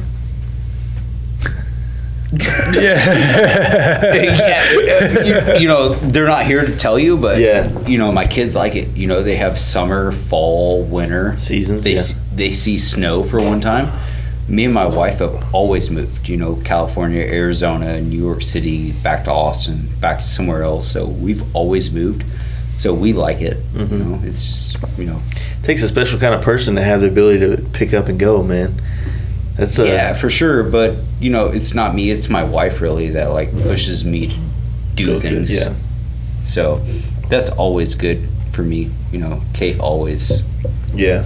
pushes me. She's the one that pushed me to come here. So Yeah. that was cool as shit. Yeah, I thought it was weird. Like all of a sudden, it was like Tommy left, and I think I found out because I was heading down there one day, or I was. I think it was when I bought my last Road Glide. Didn't you put my Road Glide together?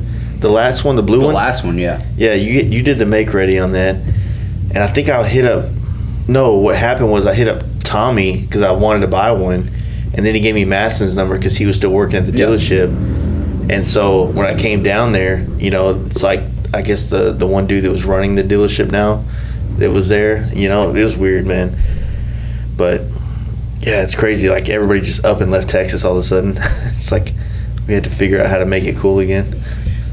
Yeah, I don't know what to say about that one. Welcome to Wisconsin. Hell yeah, man. Yeah. Like, I love it up here. Can't complain about one thing, except if I had maybe like 1 or 2 more months of like riding. Yeah. It's the only thing I ask for, but other than that, it's fucking awesome up here. Yeah. That's why a lot of guys get sleds in the wintertime because, you know, Yeah. a sled is the closest thing to being in the wind. Yeah, man, I don't know. I feel like I tried to. I was thinking the other night when I was first got here, I was like, what would I want to do? How would I would probably turn into some type of, I think maybe a builder of some sort. Like I would spend that time where I couldn't do all these other things to learn new skills like welding or metal fabrication, things like that. Yeah. I would constantly be looking for something to do skills because you had so much forced time to where you couldn't do maybe the things you like to do the most. I think know? that's what a lot of people do up here. You know, I mean, fuck, that's when I lived up here. I'm like, what can I do during this time? Yeah. You know, it's like tooth and nail. That guy I was talking, Chris Graves, that Tommy said, that dude, his parts are fire. Like, I'm assuming he does that shit during the wintertime. You know? Yeah.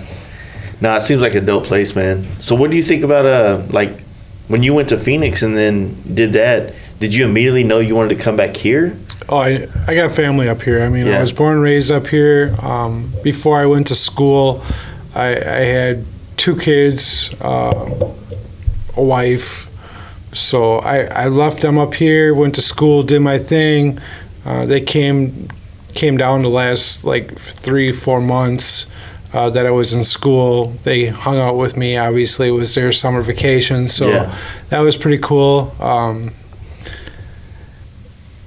How did they like Phoenix? Is it a culture shock too? It was an extreme culture shock. I remember the first time my wife wanted to go hiking.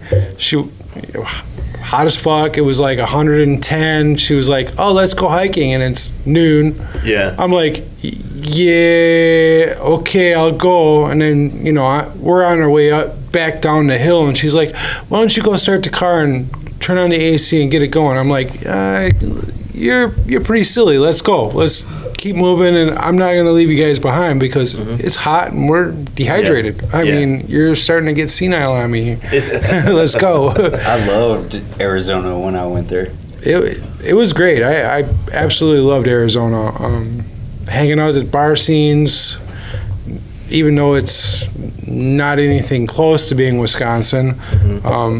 The bar I hung out at, they obviously, there was a lot of street traffic across the street, so to speak, and that was always entertaining for, guys to come pick up, and then next you know, they're getting hauled off in a cop car, so it's always entertaining that way, but... Dude, I haven't seen one cop since I've been here. Oh, well. Well, You want to go drink tonight? probably going to have to, man. It could turn out to be fun. I mean... Yeah, Arizona is funny. Arizona is a single guy, single girl state. Yeah. It's Like me and my wife till this day say that. Yeah. Like I fucking loved it when I lived there. Like With your wife? Oh yeah. Or girlfriend at the time, but we've been together for seems like 50 years now. Yeah. It's been like, But yeah, I loved Arizona. Bee Caves, downtown Phoenix. We lived in Scottsdale when we were there, so Okay. it's Yeah, cool that was shit. good. Yeah, isn't MMI on the north side of town? Like the northwest? Yeah, Like towards like Cave Creek and shit? Yeah, right over by Cave Creek, where the candy store is. Yeah. Yeah, right around there. I've What is actually that, never seen the spot. off to 17. That's some crazy shit down in that neighborhood. Dude, yeah. Deer Valley Road. I think it's Deer Valley Road. Yeah, it's on Deer Valley. It's crazy how Phoenix has such a huge impact on everybody, for the most part, that works on bikes. That went there and took that plunge to get the certificates and learn the basic skills and shit like that. So For sure. But I can't talk shit about Florida. yeah, I've taken classes for Harley in Florida, but I went to MMI in Phoenix, and I fucking loved it. The instructors there were badass, but it was the people around. you got some of the hard some really famous shops just right around. Fuck yeah, Oh, yeah. everywhere around Yeah. that place. Yeah. So you're like engulfed with the motorcycle culture that you're kind of coming to learn from. yeah, absolutely. Yeah, I mean, I like all those guys. You got Dirty Bird, Ramjet. Ramjet. Fucking love Ramjet. Not a lot of people. You got Lane Splitter Garage. Yeah. Fucking love those guys. I got a bunch of parts on my bike from those guys. You have what's that other guy? Which one? Yeah, that's what I'm saying. Stussy or Oh, Cruisy? Cruisy. Yeah. Love his shit. Yeah, he's a fun guy. Yeah, well, I never met him, but I love his parts and what he's done to his bikes. And What I think is cool about him is that he's an older cat. He's been around the scene for a minute. You know what I mean? But he's just doing his thing, and he identifies with the Dyna, the smaller, younger scene, and he's fucking killing out there, dude. That was one of the funnest podcasts I had in a long time, and we got fucked up. And if you haven't heard that one, man, go check that one out. Yeah. It was a good time. yeah, I mean, I like that he's always he's always doing something. Yeah. You see him working on the fucking bikes. You see him doing all that shit. Yeah. You know, he's not like, this is what he did.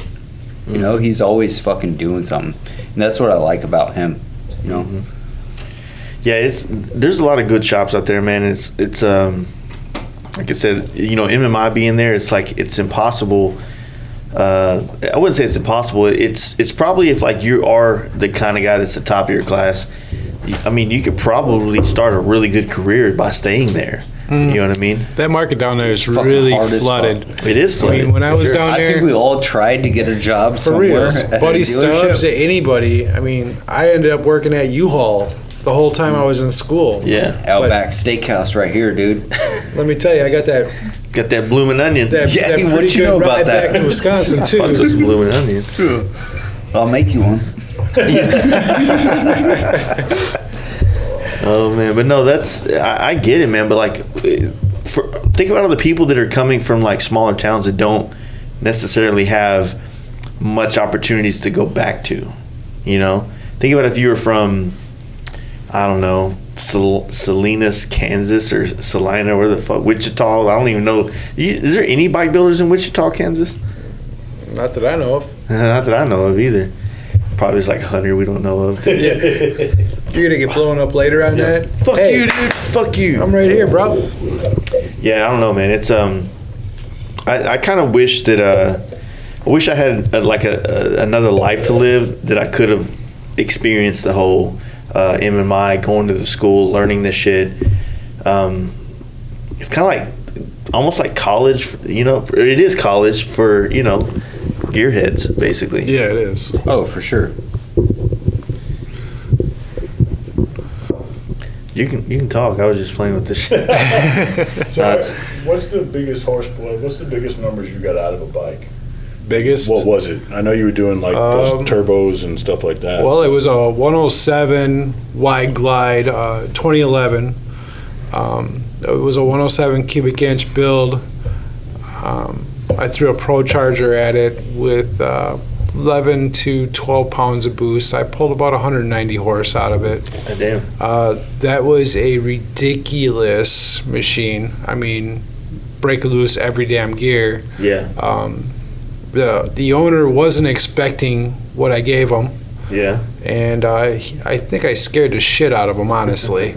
But he rode the hell out of that bike. I mean, I seen it 1,000 miles after I built it, just to make sure everything was good, and then continued on services. You know, obviously servicing the Pro Charger and all that.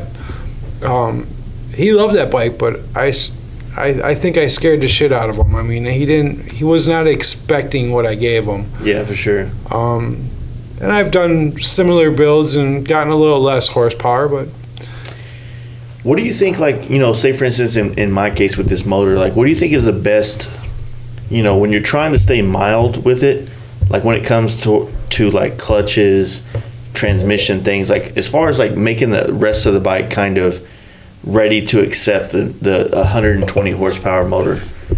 Well, I don't think there's anything you can do to predict. I don't have a crystal ball, but we can do as much as we can to bulletproof it. I mean, but as far as like pro plug-in welding, the flywheel and that type of stuff, making sure there's no shift happening on the lower end, and making sure the oiling system is producing enough oil to, you know, lube the valves and keep it quiet, so to speak. Yeah.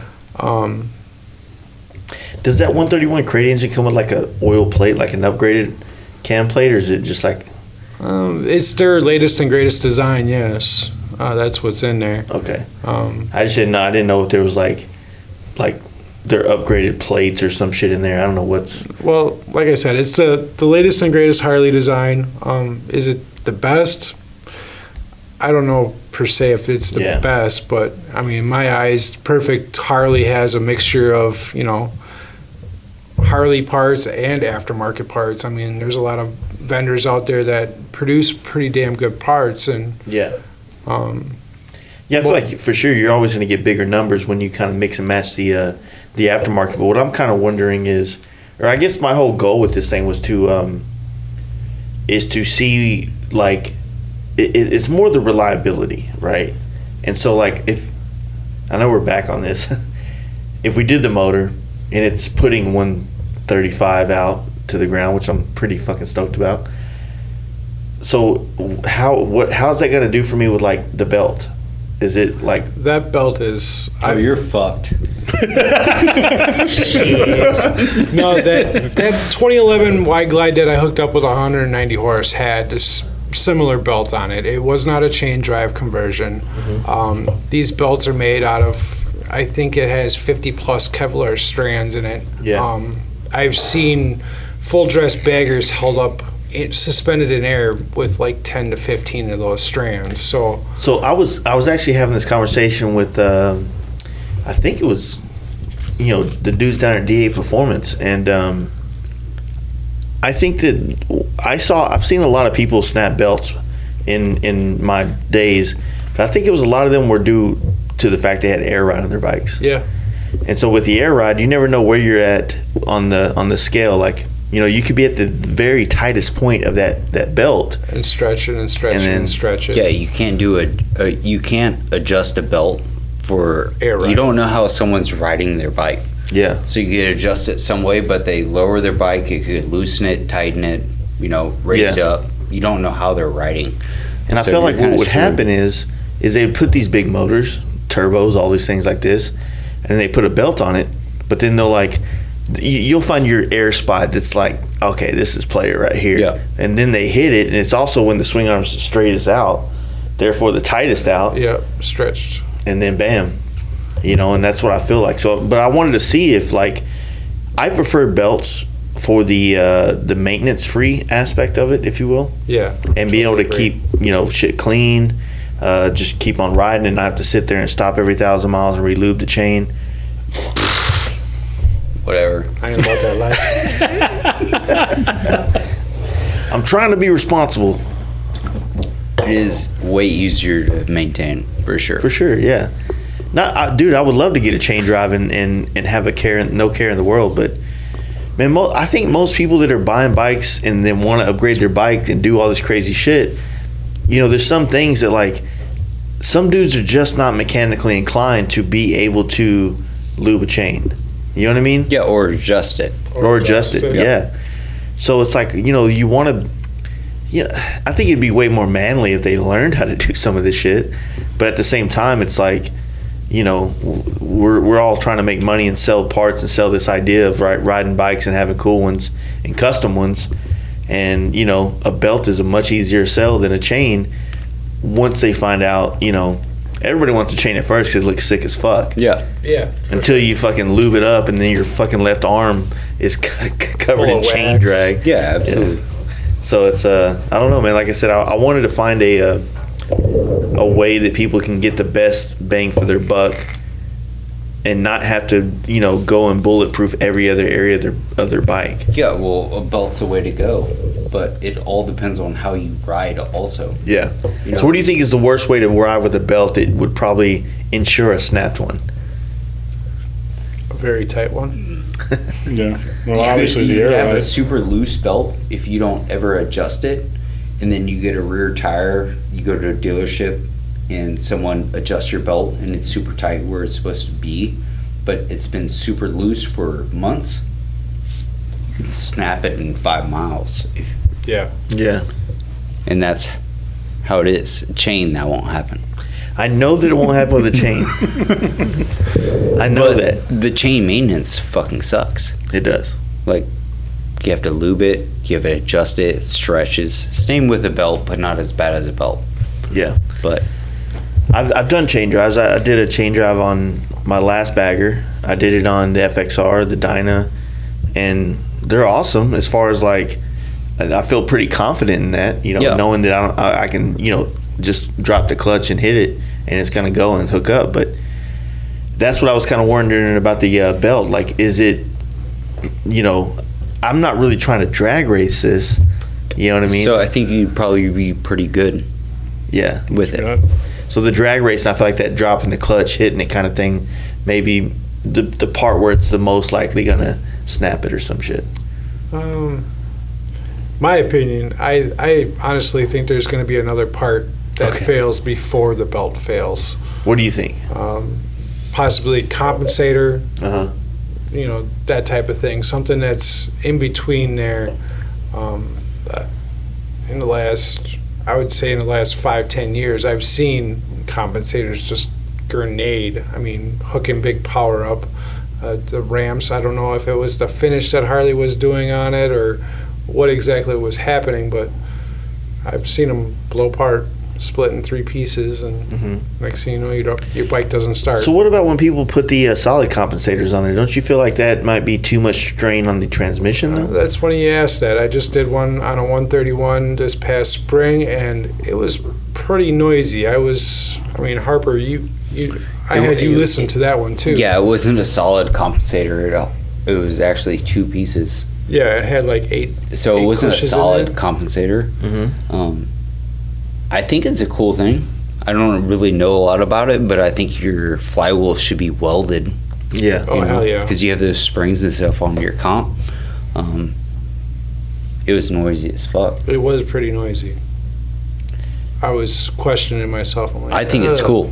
You don't have to deal with springs or anything like that. Yeah. The springs are those like washer type things, right? Yeah. Yeah. But you don't dishes have in to, there. if you ride your bike like how you're, per Harley. Yeah. Yeah. Like how we all ride our bikes. Yeah. Yeah. Wink. That's it. It'll be good. Yeah. But other than that, shit's gonna happen. Yeah. But if you ride your bike like that, you're expecting shit to happen. Yeah. We all do. Yeah, if you ride it like you stole it, well, if it breaks, it breaks. Yeah, and that's the thing. It's like I'm not. It's not like the end of the world if it does break. You know what I mean? If I snap the belt, I just wanted to, address the fact that when people are chasing horsepower numbers and they're trying to get those 150 motors and things like that, what else is going to be the next in line to probably fail with that kind of horsepower rating on the tranny or on the primary or something like that, or the belt or shit like that? You know what I mean? It's not. I know it's all subject to so many other aspects, not just if you put a 150 horsepower motor in here, you're gonna snap a belt or you're gonna fuck your transmission gearing up or something like that. I'm just saying, as somebody that's in a dealership, I mean, you guys probably see more bikes come in with the most variation of assortment of parts and power and things like that. Where would you usually see the fail point? It's going to be the weakest point, obviously. Yeah. Third gear, I've seen compensators, I've seen clutch baskets, I've seen not so much the belt, but Yeah. flywheel's shifting. That happens. Now you're looking to update your cam chest. Well, let's do some good stuff in there and Yeah. make that all better. You just get a new motor, get a 131 crate. There you go. Well, you got options, man. Yeah. Holler at your boy. All right. Come on up. But yeah, that's kind of what I was wanting to find out about this thing, man. I don't know. I guess I'm really having a hard time articulating exactly what it is that I'm trying to do or what I want to try to prove, if you will. But maybe there's a little bit of a animosity. I want to prove that this is a better purchase for your bike, as far as a new motor. You got your old one to sell. Comes with pretty decent horsepower. Warranty if you stick within certain guidelines. Right, you know what right. I mean? I think that and then the price point, it still to me is very affordable for what you're paying for. That's the thing about price that everybody gets out of context. They look at prices of this kit costs this much in the drag book, but that's just that's one part of gaskets, fluids, labor, all these other things that end up getting added to the ticket. So they think in their head oh man, I'm gonna get this upgraded kit. It's $3,100, but they don't even know, because there's not this and then next to it says labor, materials. No guidelines. Right? Yeah. So then when that ends up costing $6,100, which is what retail is on the 131. Fuck, man, I'm at 61. Well, what if another $2,000 had me with the completely new motor, right? So that's what I'm saying. Like, I'm trying to figure out where the you know, is it wise for, you know, because they just released a Softail motor as well, which is it not the same? I don't know. I think the only thing different was what, the head pipe? The head pipe is different on that. That's it. Okay, I mean, so before they released that, I was going to throw a 131 in Tommy's bike, so. yeah. We were going to do that. We weren't using the head pipe anyway. So, but I mean, to your point, to me, if I'm buying something for that dollar amount and I'm getting to keep what's already in there, that's already a win. That's a win off the bat. Now you have the dependability of the motor, right? Your warranty, right? And you just sold your other motor for $2,000, $3,000, whatever it's going to be. So, to me, that's a complete win. I mean, it depends on what you do with your other motor. Are you going to sell it? Are you going to slap it in another bike? You're going to build another bike with it? But build that motor up. Build that up. Have it as a spare. You know, having a spare motor ain't a bad thing, man. Yeah. I mean, it really isn't. Especially with, you know, what was the last frame change? I mean, it's one of those where you could throw it in almost anything from what? Go all the way 09 back or later? to, well, 17 was the last frame change. They changed the touring models. Yeah, so. Last frame change, but I mean, anybody could actually finagle a couple things that you have to do to make that work. Well, it's like, look at Holton. He dropped an M8 in a FXR. Yeah. Yeah, I mean, that's. Fabricate a little something. You can put it. Well, Yaffe has a full frame to accept an FXR he has a full FXR chassis that accepts an M8 drivetrain. Wow. To bolt in. You know what I mean? So it's got a place for, you know, you take the whole primary transmission, motor, bolts in, everything is got the clearance for the oil lines, everything. Wow. You know? We'll start seeing more of those as the years go on because, I mean, that's a badass idea. Yeah. You know? It's like the FXR I got downstairs. It was, do I keep the motor? You know, the first thing I did was, what do I do with the motor? Yeah. But, you know, after these guys look at it, they go, dude, that's a great Evo. I mean, it's only got 15,000 miles. But my idea was I could put the Evo on a shelf, drop something in it, and still have my Evo. Yep. You know? So it's one of those, you know. You got a dip or? No, I'll be right back. Bathroom through there. Oh, you guys are going to smoke. Oh. I got to pee too. That's fucking beers. It's all good. But, I mean, either way, I think it's a great move on what you're doing. You know, and honestly, not just for the bike you're riding, but the brand. Yeah. I mean, you got someone who's putting the miles on, constantly talking about what you're doing, you know, with this podcast. I think it's a great thing for Harley Davidson to have someone like you repping their motor. I really do. I mean, not to toot my horn, but no, I just when I started looking up this motor, when I started looking for reviews online, like everybody had reviews on the bolt-on kit. Nobody had really crate engine. And literally, the first time I've seen anything on the crate engine was the night that I got here. I was laying in bed at the hotel, and I started seeing some. I saw, I think Cycle World had a install, blah blah blah, and I was like, oh yeah, this video is exactly what I was looking for, and it gave me the information I wanted, and now I feel very confident, right? And I think that, like everybody, I think we just don't know. There's certain questions that you're going to ask when you do certain things on a bike, and I don't think that they've been answered. You know what I mean? Well, through the other channels, like Harley, when they released this motor, they kind of just released it and say we have a 131. They didn't really invest in. Not that they needed to give it to me or pay me to say anything or anything like that, but they didn't do much things to try to show anybody about it. So everybody's leaving. I just walked. I gotta go pee. We're gonna pause. All right, pause this. I was fucking pissed as fuck, so. Well, we got that recorded, so. That's the name of the show. You didn't tell her you were gonna do this? When Tommy told me. That's what you got to name it. Episode 1534, Wife is Pissed as Fuck. The thing I did want to ask, though, because my lack of experience, I've never, someone who really, really loves motorcycles and even closer Harley Davidson, what's it like working in a place where the majority of the people there feel the same way? Being around so many people that are passionate, hopefully, about, you know, the same kind of things. Maybe not the same genre of bike, but just that bike in general. Fucking awesome. It is You know? fucking awesome. Yeah, I mean, since I came up here, I've been a tech for I don't know how many years, and now a service manager. But all my techs, I don't consider myself a service manager. I hang out with all these guys. We're all friends, If man. I'm not at work, I'm hanging out with them after work. Yeah. So it's cool as shit. All we talk about is bikes. Yeah. And our wives are pissed as fuck. But they deal with it, Yeah. and they kind of get with it. So it's awesome.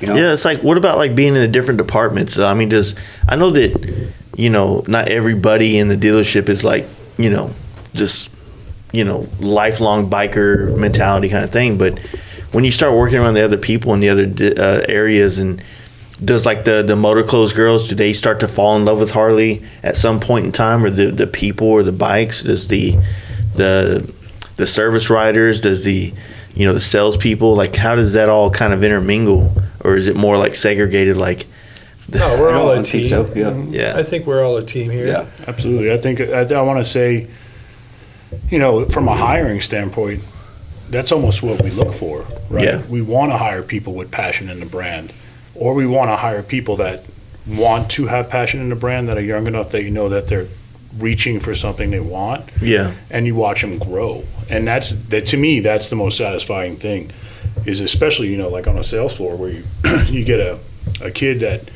just bought his first Harley and he wants to try to sell them and wants to learn about them, and then you see him blossom and learn it and live it.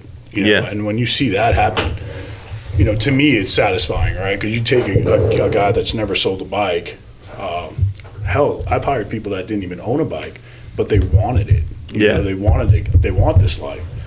Well, how else do you do it, right? You got to dive head first into it. I got a sales guy on the floor right now that his dad gave him a street glide.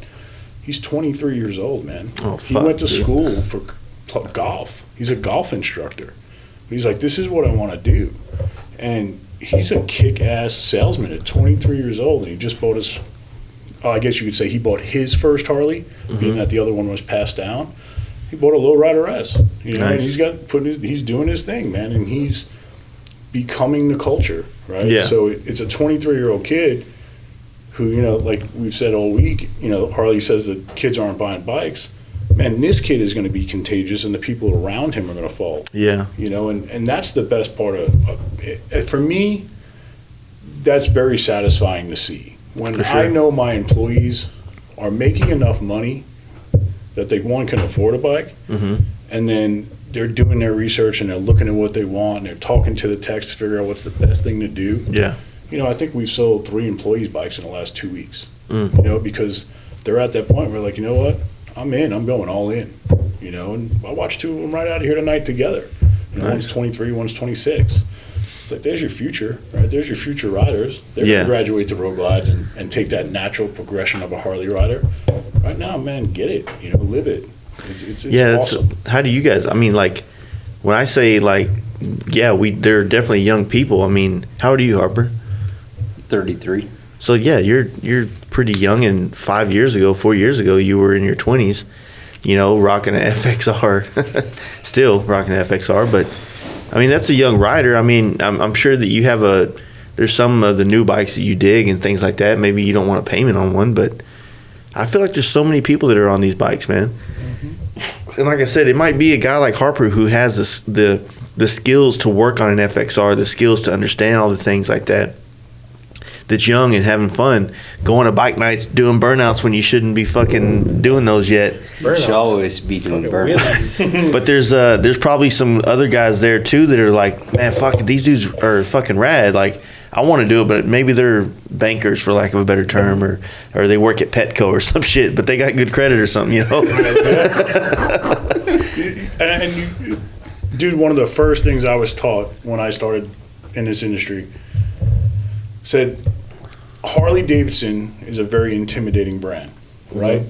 And it takes a lot of balls for someone who doesn't know the culture of the brand to walk into a dealership. Yeah. And it's the God's honest truth, because I see it happen every day. Yeah. See guys that come in and, you could tell that they're out of place, right? Yeah. And as sales guys, it's, that's an educational day is what we call it, right? Yeah. Because, man, this guy just walked in. He's new. He wants it, or he wouldn't have walked in. You just got to start giving them that education, man. Start showing them the bikes, making them feel comfortable, making them feel at home.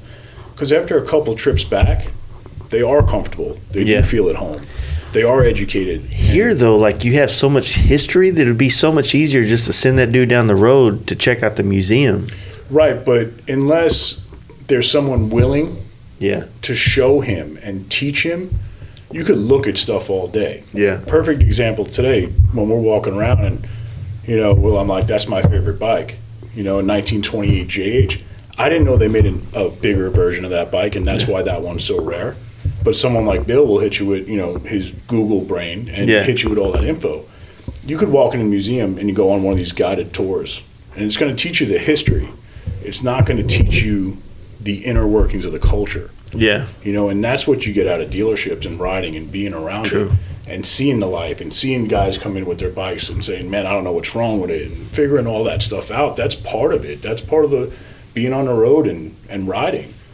Unless you submerge yourself into it, looking at it from a distance, and you're asking three guys that live it every day because we chose to do that for a living. But, man, it takes 21, and I think you heard me say this today, Harley says it takes 21 brand touches until someone's really ready to buy a bike. And that could be getting on a website, buying a sticker, buying a koozie. But if you walk into a dealership when you have guys that, one, can't recognize what's in front of them as far as the person walking in the door and don't know what to do, that guy's never going to be able to submerge himself in the brand because there's no one to put their arm around him. Yeah. Right? You have dealerships, and by all means, I've been in some. They just want to know if you want to buy something. Yeah. You have to educate some of these customers. Granted, you have the customer that says, man, I'm on Harley number 37. Right? And you go, cool, which one do you want? That conversation's a lot shorter. Yeah. But when you get a guy that comes in and goes, I want to take the riding course, this guy is new. Yeah. Why not teach him, man? Why not pay it forward? Show him what he's about to get into and show him, tell him your story. Yeah. This is how I started, man. This is what I did. You're taking the same steps as I did. Yeah, that's what I was. The reason why I asked you guys that is because, like, being in the motorcycle industry, but feeling like my shop, I'm by myself for the most part. You know what I mean? I don't get to go to work every day and have those normal, like, workplace friendships and jabs and, maybe if you're lucky, a little romance. You know what I'm saying? You know what I'm saying? But every day. Every day. With J-Rock. Damn right. But, I don't get to do that. So every once in a while when I would go by my local dealership, I'd be like, hanging out, getting some parts. I'm like, man, it's fucking, it's maybe not some wild thing going on there, but just I would love to be immersed in this environment every day to reinforce, like, the passion for motorcycles all the time. You know what I mean? Yeah. Which I'm sure that you guys get your fair share of, like, fuckery with customers that, may or may not be on the right path, like, as far as, like, oh, well, this bike's fucked up. Well, we didn't do that. Like, now we got to fix this problem somebody else did. Or, just misinformation kind of problems. And I know how that can, like, make you, like, almost have anxiety when you have to deal with bikes because you deal with so many, disgruntled customers or whatever. But the other thing I noticed is that you have a team of people to bounce that off of. It's not like one person absorbs all that. You know what I mean? I mean, maybe that person would say, I fucking do. But it feels like there's at least other people that you can immediately vent it out to and get it off your chest. That way you can move on about the day and not be sitting there steaming about some fucking dickhead customer. You know what I mean? Well, There's no reason to steam about it. Yeah. We have so many great customers that, you'll have that one or two customers that are, make a big deal. Yeah. But you have to take care of the good customers. That's where it really comes down to. Yeah. Yeah. No reason to get butthurt about someone talking shit about something one time when you have 50 other customers talking great about your company. Well, that's what when it comes to the way I screen my customers, I'm in a very unique place when it comes to business because I get to screen them. You guys got to almost like play, hey, how you doing? Welcome to House of Harley. Yeah. I could be like, nope, not interested. Gold wing. Yeah. Nope, sorry. Not the place. And hey, there's a couple instances where, I fired customers. For real. there's just, hey, expectations are expectations, right? Sometimes we're humans, man. Yeah. We fail, right? We're not perfect. Neither are our customers. And you got to understand that, like, when you're dealing with them. But there's some that, you know, I've said, hey, man, maybe you should find another home. What do you mean? You don't seem to like it here. You pick on all my employees. So maybe it's time for you to find a new home. And, you know, I could say in the 3 years I've been here, probably 3 have found a new home. Yeah. Because it's not worth, one, the badgering on the employees. Dude, if it's our fault, we're the first ones to raise our hands, take care of it, and move on. Yeah, like I was hanging out with you earlier, and I'm not trying to throw shade on anything, but when the young lady out here said, hey, we have an issue with the Google review, there's a process to solve that problem. Absolutely. You know what I mean? And maybe a lot of those Google reviews or those Yelp reviews is their inability to express that problem to you to your face so that you can fix it on deal, and it's easier to just make the review and be done with it. And to be honest, this year, I'm trying my best to take everything with a grain of salt. 2020 has everybody on the edge of craziness if you're not already there. So I've been taking an extra couple breaths on those situations to make sure that no one's overreacting. Yeah. Right? Because it's very easy for everybody to overreact, and then you almost forget what the issue is. So if you just take a step back and take that breath, and I remind myself every day, it's fucking 2020, man, this shit is nuts. Like, it's fucking nuts. I'm getting complaints that I've never thought about, you know? Yeah. We had the rally, I had people from 9 blocks away messaging me, telling me they can't leave their house for months because we're having a super spreader event. You know, I just couldn't engage in those, you know? But it's dealing on customers on an everyday basis, take a step back, take a breath. If they actually, you know, if it's our problem, hey, man, we fucked it up, man, let me fix it. Yeah. You know, let me try to fix it. Let me try to make it right. You know, but that's another thing. It's like, I always try to remind customers, dude, we're not perfect. We're not. We're going to make mistakes. It's natural. Fixing it is where character comes in. Yeah, and I mean, like, dude, as a painter, man, like, you know, half of my job is fixing my fuck-ups. It's like, you judge me on how many fuck-ups I fixed, not left for you to have to deal with. You know what I mean? That's what being a painter is. It is, man. You know, I think for the most part, the crew here, you know, I think if we were to rewind back to Cowboy, we had a pretty solid crew of people that, you know, liked each other, hung out, rode together, understood what we were doing, understood the brand, understood where the trends were going if we weren't right there with them. This whole crew here is about the same, man, if not better, because we're in Milwaukee. You know what I mean? And that heightened alert, you know, everybody here has grown up with Harley is in their forefront. Yeah. Right? It's not like you grew up in a bumblefuck town where it was like, oh, Johnny Jim's got a Harley, and that's all they knew of Harley. Yeah. Right? He's got a bike.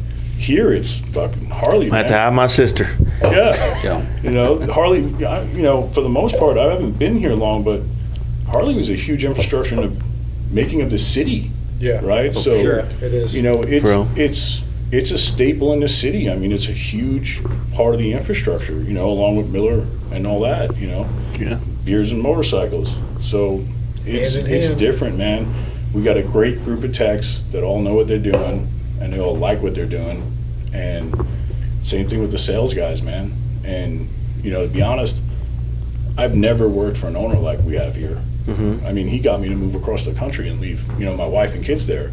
You know, made it work that I could have a life and do it all. But if it wasn't for a guy like that who was in the dealership every day, was willing to make any sacrifice to better the business, Yeah. it's nuts, man. Like that monstrosity we just built in the back, Yeah. I got to a point last year, I was like, dude, we got to do something. He's like, all right, we're building one. That was it, dude. Yeah. That was it. He boom, put the stamp on it. And Yeah, next thing you know, first time I ever worked at a dealership where I know the owner. Yeah. You know, I hang out with the owner. Yeah. All the techs know the owner. You know, we all hang out with them. Well, doesn't it feel like a lot of the dealerships are going down the path of like, let's own a bunch. We also got a couple car dealerships. Let's run them like car dealerships. And buying a car and buying a bike are two different processes, two different thought processes. Absolutely. Yeah. You know, I might buy a Corvette the same way I buy a bike, but I'm not buying a fucking Chevy Volt the same reason why I buy a bike. So you can't sell me on that shit. You know what I mean? Dude, we're in a business where literally nobody needs one thing we sell in this place. Yeah. Nobody needs. We don't have a need in this place. So you just think about that. Yeah. Right? You're lucky to be doing what you're doing, and you love what you're doing. Yeah. Right. So I've worked places where I didn't enjoy the product. Right. This is what I do to get paid. This, I enjoy the product, man. I don't really feel like I work. Yeah. You know, I have my moments, right, where I'm like, oh, you know, but dude, I get to come hang out with everybody all day, sell motorcycles. Yeah. When I was selling, I was like, dude, the hardest part of my day is I have to move a motorcycle. When you work at a place where like you feel like some of your closest homies are there every day, and you like that helps make you want to be there every day. But then when you add the fact that it's kind of like my closest dudes, and we fuck with what we all like the most. You know what I mean? It's like, dude. And everybody's got each other's back. Yeah, Y'all should all quit and go sell Kias, Yeah, bro. For sure. Yeah. You know, it's a well-oiled machine, man. At this point, I mean, in this business, there's never enough, right? I got a good friend that actually has it tattooed on his forearms because he's been in the Harley business and used to do this, and he has it upside down so people can read it, because it's never enough. If you look at, can you sell enough bikes? Yeah. You know, can you do enough work orders? If you really think about it and you look at it from a financial standpoint, no. But here, we've taken great strides Yeah. and refined some stuff and brought the right people in and just moved people into different positions. And now it's like you come here and everybody's enjoying life. Forget work. Yeah. They're enjoying life. You know, even though it's 2020. You know, it's crazy, man. This year, and I think you guys would agree, with all the craziness and, you know, lack of normalcy outside in the outside world, you know, our owner Jeff has made this place the normal. It is normal. Like, Yeah. the normal. Like, when people were losing their jobs and going on unemployment, this dude's walking around handing out bonus checks for working through it. And, you know, there's mandates and masks and this and health things, and you can't breathe in them. It's the normalcy of this place this year that's kept me sane. Yeah. It really has. If I had to work in a corporate setting and I had to abide by the rules, I'm out. yeah, like today, me and you, I think we both agreed that it's the longest we've ever worn a mask. Yep. You know, we just did the museum, which is understandable. But yeah, dude. Had to. Fuck, man. I haven't worn a mask since day one.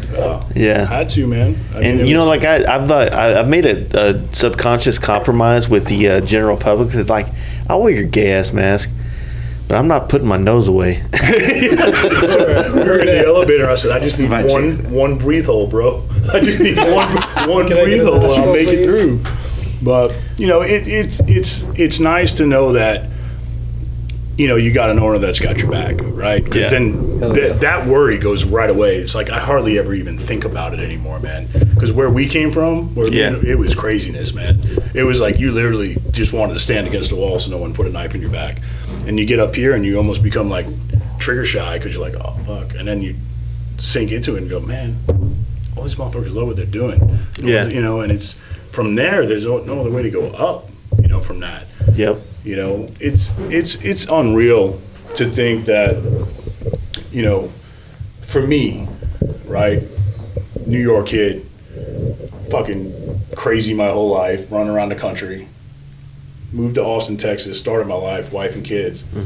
Now I'm in Milwaukee, you know. Not that I wrote out a fucking plan, but it definitely wasn't, you know, in the forefront of my brain going, I want to do this and then that. Yeah, never. You know? Not once. And then for Maston to come up for the year he did, Harper to come up, Chris, when we have a rally, like fucking 6 employees from Cowboy, like, can we come up and work? Because it's fun, man, you know, and it's good, man. And I'm fucking stoked. I mean, even to get you up here, right? Yeah. To get you up here to see what's going on up here in this part of the country. And man, that's, I remember when y'all shipped that bagger to me, the first one I did for you. Or I think it's the only one I've done so far, but I remember coming home and it was like one of those shipping processes where they just like drop it off in the front porch. And it was like we didn't, like, it was like, dude, I can't even get to my fucking door, man. It was just like this. And y'all like shipped it down like proper where everything had a box for it. Like every lid had a box and all that shit. And it was like, and you know, while I had that bike in my house, you know, I was painting it, I had a room which was kind of like my daughter's room, but then when she went to live with her mom, that became the shipping room. Like all the boxes were in that room. You walk in, there's like a left and a right and boxes everywhere and shit. But one of the things that like being up here and even being in the dealership and just walking around all day, it's like, it's just cool to be somewhere where it felt like more people were into the shit that I'm into. You know what I mean? And I know there's a lot of dealerships that out there like that, but I don't know. Like this is the first time I've ever spent so much time in a dealership. Usually it's like, you know, you come in, you buy what you have to buy, and you get the fuck out. You know, you don't want to get stuck buying a new bike or some shit like that. Make it like family, man. It is, definitely make it like family. I thought it was weird that you were here the whole time. Yeah. Thank you. I don't think I ever thought I would. Yeah. And you were chilling here the whole time. I was like, fuck, that's cool as shit. You know what was weird is like I'd walk downstairs after a podcast and I'd like walk from, you know, I'd just walk down, and as soon as I start hitting the steps to go down to the sales floor, I'm like, man, it's kind of weird. Like, because I feel like I'm walking around like I own the place. You know what I mean? I mean, the hospitality's been fucking amazing. But that's how it is here for you know? every customer, not Yeah. just you. Yeah, like every everybody. customer like comes and conversates with all the techs and all that stuff. So it is pretty cool here. That Well, it's like customers yesterday, the see first day we did it. We did the first podcast with is his name Alex too? Yeah. So we did that podcast with Alex, who does the Saddleman stuff. And after the podcast, I think we all went downstairs. You had picked up what was the burger joint? Cops Burgers. Which I said it, and I was thinking about today. It's fucking pancake buns. It tastes like two pancakes. I don't know, but that thing will fuck you up. If you're at work and you eat that big ass burger, you're done. Coma, bro. Yeah, it is Knock like the that. Fuck out. It's one of those. Need a nap. But like, you know, just having him here and like going downstairs and then hanging out with you, because I think you had you were you were starting to get ready to pull the motor out of my bike, and just like that little setting with Alex and you, and I think you were popping in and out. Dude, this is like normal bike nights for me, hanging out back in Dallas, just like kind of bagging on each other and talking shit, but also kind of inspired by what's taking place, you know, the bikes or whatever the case may be. So, I mean, dude, it's kind of like those kind of thoughts is what would be like, fuck, man, I guess I got to go work at a dealership and start washing bikes to get my name in there, you know what I mean? Or something like that. Yeah, dude. We need a guy. We need to wash. I need a tax-paying job, so. That's you know, dude, you're always welcome, man. I hope we're here forever. Yeah. But wherever we are, man, that's, you know, my home's your home, man. It's one of those things, you know, when you meet people in life and you're like, dude, I think we're on this, not the same path, but we're heading in the same direction. Yeah. You know, we're trying to achieve the same things, you know, family orientated. Well, like we were talking about at lunch today, man, what's really crazy is like you know, you get these acquaintances in business, you know, and then those acquaintances, like, you know, they're not like they get together and it's just fucking electricity for years and years. It's like, oh, cool, we did something, and then, you know, like, you know, then you did something and I did something else and blah, blah, blah. But then we found a way back to work together. And, but what was more interesting is, like I said about lunch, is like we're sitting here, man, like who you were in 2016, we were talking and I was buying that FXR, and who I was, and seeing where I've gone and where you've gone, and what's been built here and what I've built back in Dallas. It's like, those are the kind of things where it's like good to have a chance to go back and mingle with the people that you don't see every day, but we're a part of certain aspects of like the path. You know what I mean? So, you know, we were lucky to get this guy. This guy just walked in the front door. That sounds lucky, or right place, right time. Yeah. All of the above. Yeah, there you go. On the side of the road. I need help. It was just perfect timing, man. Yeah. And it was stars lined up, man. All the pieces just start falling in, man. And ultimately, man, in my theory of things, to run a good, successful dealership, you need good people. And I don't mean good people like, oh man, he works hard, he keeps his head down, and he does his job all day long. You need people, right? Yeah. People who enjoy what they're doing and enjoy other people, right? We're in a people business. That's what we do, man, right? We're making dreams come true every day. We try our damnedest to do it. Or we're fixing their dreams, right? Because they broke down on the side of the road or shit like that. But it's a Harley. Yeah. You know, it's funny you say that, man. It's like, we touched on the customer complaints and stuff. It's like, you know how many times I've had to say to a customer, hey, man, if they didn't break, I wouldn't have a service department. You know, and they kind of look at me crooked like, oh, that kind of makes sense. It's like, you know, we got your back, but everything breaks, man. Everything does, dude. There's an Apple store because apples break. Yeah, you know? Everything breaks. You know, but if you don't have the right people to handle that, work wouldn't be fun, man. There's times. There was a point today. I remember coming up the back steps, and I stopped and I was like, "Damn, man! I remember I'm at work because I just have fun. Mm-hmm. You know, I'm productive, but it's like I got to click my. I'm like, oh, we're at work. You know, you being here, podcast going on, running around, bikes getting built. It's like." Shit, I gotta fucking go sell something. It was because he was in service. She's like, damn, I love service. Yeah, I do. He's down there. I do love it. I absolutely do. There's not an aspect about this place, man, that I really don't love. Where's the best parties at? Is it who parties the hardest? Service department. I showed you the booze stash under the Like cab. where in Milwaukee? Yeah. Fuck, I couldn't tell you, man. No, I'm just saying, like here, like when it comes to dealerships, like who fucks the hardest? You know what I mean? Oh, we do. Yeah. For sure. Of course For sure. we do. Yeah. Absolutely. Fuck Milwaukee. Fuck Wisconsin. Oh, shots fired. Shots fired. Fuck Suburban. Yeah, that was a good shot. There you go. Well, I thought this was Minnesota. Man, that's cool. It's a great city to be in, man. It was like, I think on the way out last night, what was it, Jeremy? You know, he goes, what do you like about Milwaukee? You know, and it made me think for a second, and I was like, Dude, wait till y'all hear that podcast. good. It's good. Like, I like it. You know, obviously, if people hearing this is going to be hearing this after that one, but it was, I told him, he's like, man, you're very smart. I was like, no, I'm not. Here's the deal. You're asking me questions that are, like, we didn't really talk about bikes. We talked about, like, what it was like to organize people. Not organize them, but inspire people to do events. And how do you orchestrate events? Like, how do you do a Texas Hills or a Fast Life Camp Out or a Mama Tried or a Flat Out Friday? So, I mean, we were talking more philosophical shit, which, you know, I'm definitely not that, but I do, when it comes to marketing and branding and putting yourself out there and finding ways to inspire people to want to do things, you start to understand different characteristics about people, and so that's kind of what that podcast was about, which, hopefully people can palate that, you know what I mean, and take it. But, we talked bikes, but, Jeremy's he's a thinker, you know what I mean? And so the podcast was very, very,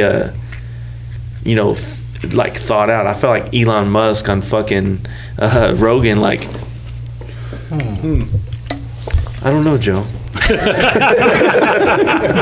Just a long pause, like it had to compute or some shit, but it was still good, man. I really dug it, so yeah. But I mean, like this thing, it's but I mean, like shit, what he's done with Flat Out Friday, how it's like grown, and he's trying to keep it a certain way so it doesn't lose its way, which is clearly something that Harley and myself and we all deal with when we grow up, and we want to be that wild 20-year-old that we always knew we would be forever, but then we're also trying to be responsible and raise a family and do this, but we don't want to lose that spunk and that fire and become New Balance wearers. Yep. Right. I'm with you, man. It's to build something and to maintain it. What's harder, right? Oh yeah, they always say, like, is it harder to get in a club or stay in a club? Right. What's harder? Is it harder to build it, or is it harder to maintain it? When you're talking big picture. I don't have an answer to it, because sometimes, I don't know, man. Because they were both hard, right? They're both hard to do, but keeping a brand alive and keeping momentum going, staying relevant, which we've talked about this week a couple times. One of these got dropped. So. We about to find out. Shotgun. There it is. There it is. Oh yeah, good one. But that's what he had asked me on the way out. He said, what do you like about Milwaukee? And it made me stop and think, because, when you get here, it's a big city, right? Let me retract that. When you think of Milwaukee, you think big city, right? Big name, big city. When you get here, it's not a huge city. So Yeah. it's kind of reminded me, and my answer to him was, I like it because it reminds me of Austin in 04, right? Because when you got to Austin in 04, I took a Amtrak from Penn Station, New York. And I get down there, my buddy's like, check out the skyscraper. And I was like, what skyscraper, man? That's a 32-floor building for Frostbank. You gotta think I was still a junior in high school. Oh, man. No, four, dude. Me. Come on. But it was one of those where it was like Austin wasn't as big of a city. Yeah. It just had a big name. And I think when you get to Milwaukee, it's the same feel. It's like, man, the city isn't gigantic, you know. And you're also talking to a kid from New York, where it's like, fuck, that thing's monstrosity. And you get here, and it's like a, man, it's got this homey feel in a decent sized city. You know, it's like, you know, the people that are working places, and that's a unique feel all by itself. You know, you got major sports teams here, but it's not a giant city. Yeah, there's no major sports teams in Austin. Nothing. It's college football. College football. There's shit, except Longhorns. Yeah. Longhorns are all the pro team there, man. You know, Hey, who's the hockey team here? Longhorns. what you talking about, man? They play on Saturdays. You know, but it's a great place, man. You know, it's like even driving around today. I haven't even seen a lot of the city. Yeah. I have no idea where I'm going half the time. I know how to get to work, the gym, the grocery store. I know where Harper lives. You know, that's about it.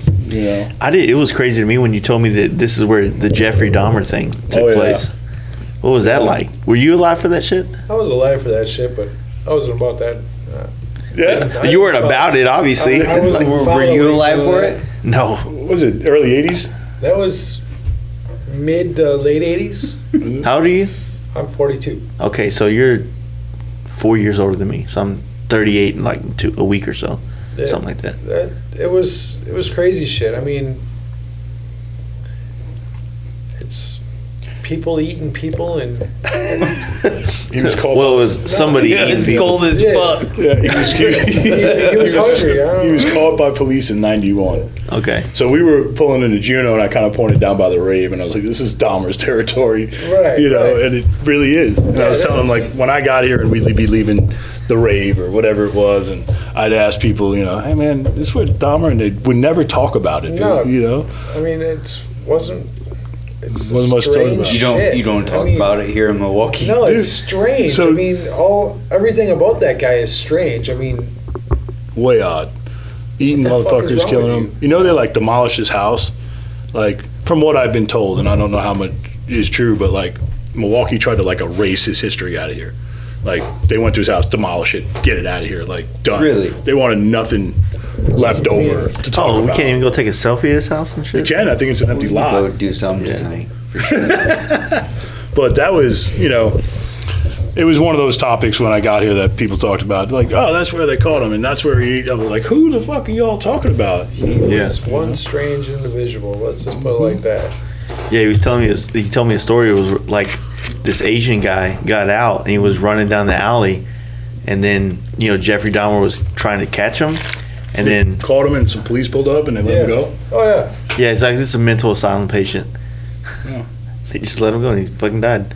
And that might be the 100% facts, but the story, from what I was told, is they had opportunities. They Dude, you just can almost didn't like buy houses in the early 90s on, yeah, I'll pay you back. About that.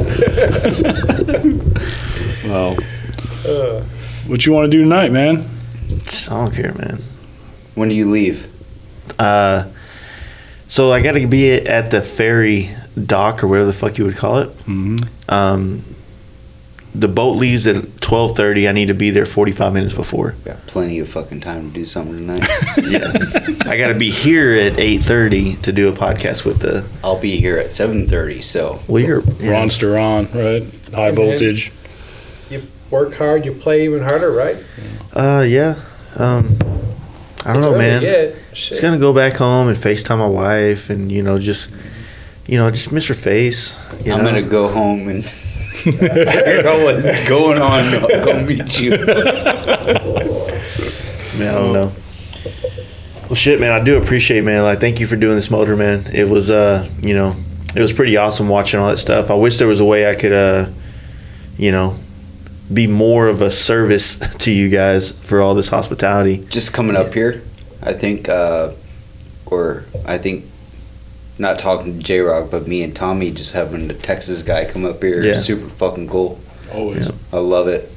Absolutely. So, not even doing motor or anything, just come up here was badass. Yeah, I appreciate. And Jay, what is you said? What is it? Jay makes things go fast. I always make things go fast. So, dude, you guys, anybody's in Milwaukee wants to put some speed in their motorcycle, come see Jay, dude. Fuck Milwaukee, man. The way the world works now, it's like if you want some shit to go fast, just bring it to Milwaukee. I'm in. You know, Absolutely. I got you. you know. There's it's the other good thing about doing that these days and like bringing your stuff to different parts of the country to get work done. It's like, yo, dude, like you can bring your old lady up here and take her to the Harley dealership or the Harley museum. Mm-hmm. You could, you know, do some other, you know, nerdy shit like that. You know what I mean? So, Yeah. or you can go hit one of these fucking bars on every corner. This is true. You know. Absolutely. It's great having you, man. It really is. I've always been a big fan of your work. You know, super, super impressed with what you've done with the podcast and listening and watching you travel, dude. So always best of wishes and whatever it is you're going to do, man. Just keep us in mind always. I'm just going with the wind. That's it, buddy. That's what you do. I'm going to ride this way until it crashes. That's about all I got left. Yeah, I don't know what the fuck I'm doing. Like, y'all are still listening? Holy shit. Oh, man. Okay. All right, we'll wrap this up. House of Harley on Instagram. Absolutely. Dine America, you still doing that? Yeah, Dine America. Yep. Got something new coming. Texas Dine 1836 on Instagram. What's your Instagram? J-Rex Customs. Yep. Needs to post more. What you know about that HAH 361? Sounds like a password for a fucking router, dude. It is. Shit. Oh yeah. Well, thank you guys, and I appreciate all the hard work and you know, yeah. Fuck you guys. Let's go. That's good. Deuces. Really enjoyed having these guys on the podcast. It was great to catch up with my guys, Tommy and Harper, and just like I said, the experience of being there and getting to know J-Rock and all the experience these guys have as a team together. It's pretty inspiring. So if you guys are enjoying these podcasts, if you want to support it, do this. Check out our Patreon, which we put unreleased content on we're going to try to put at least 2 episodes or 1 episode a month on there. That's just never going to get released. It's just going to be on there, and it's kind of us fucking around, which if you like listening to the drunk stuff, then, you know, maybe that's a good thing you can check out. But you can go on Patreon. They do have an app. They do have an ability to where you can listen and watch videos through their app on your phone. So you'll still be able to listen to whatever we put on Patreon to like your radio in your car, whatever the case may be. So it's a cool thing. So if you want to check it out, patreon.com/Fast Life Garage. Donate $1 a month. That's $12 a year. That's nothing. That's like you paying, I don't know, 1 month of Netflix for, you know what I mean? It's just, you get the point. It's fucking, it's ridiculous. It's $1. But it helps us do what we did this month, releasing all these podcasts and being able to go get them and being able to get people to come in. So if you want to check that out, I'd really appreciate it. Other than that, another great way to do it is to support our sponsors. Dream Rides John, teamdreamrides.com. You know, they do some badass stuff. Check them out. Paint Huffer on Instagram. I mean, I'm fucking this up. Paint Huffer Metal Flake on Instagram at painthuffer.com. Fast Life 25 saves you 10% off your order. Thundermax EFI, great computer there. ShopTmax.com. Fast Life for 10% off, and that's a good 10% you get there. Lexin Moto on Instagram and lexin-moto.com, and Fast Life gets you 15% off on that. Simpson Motorcycle Helmets on Instagram and simpsonmotorcyclehelmets.com. My number one helmet of choice. Electric Lighting Co. on Instagram and namscustomcycleproducts.com. Offer code FL2020 saves you shipping. Check it out. Thank you guys for joining us. We're going to be back with Ron Ronster, who puts on the High Voltage show in Milwaukee. And then we're going to be jumping over Lake Michigan to hear from Rock Cycle Service. Going to be a good couple podcasts this week, so check it out. Thanks, guys. Peace.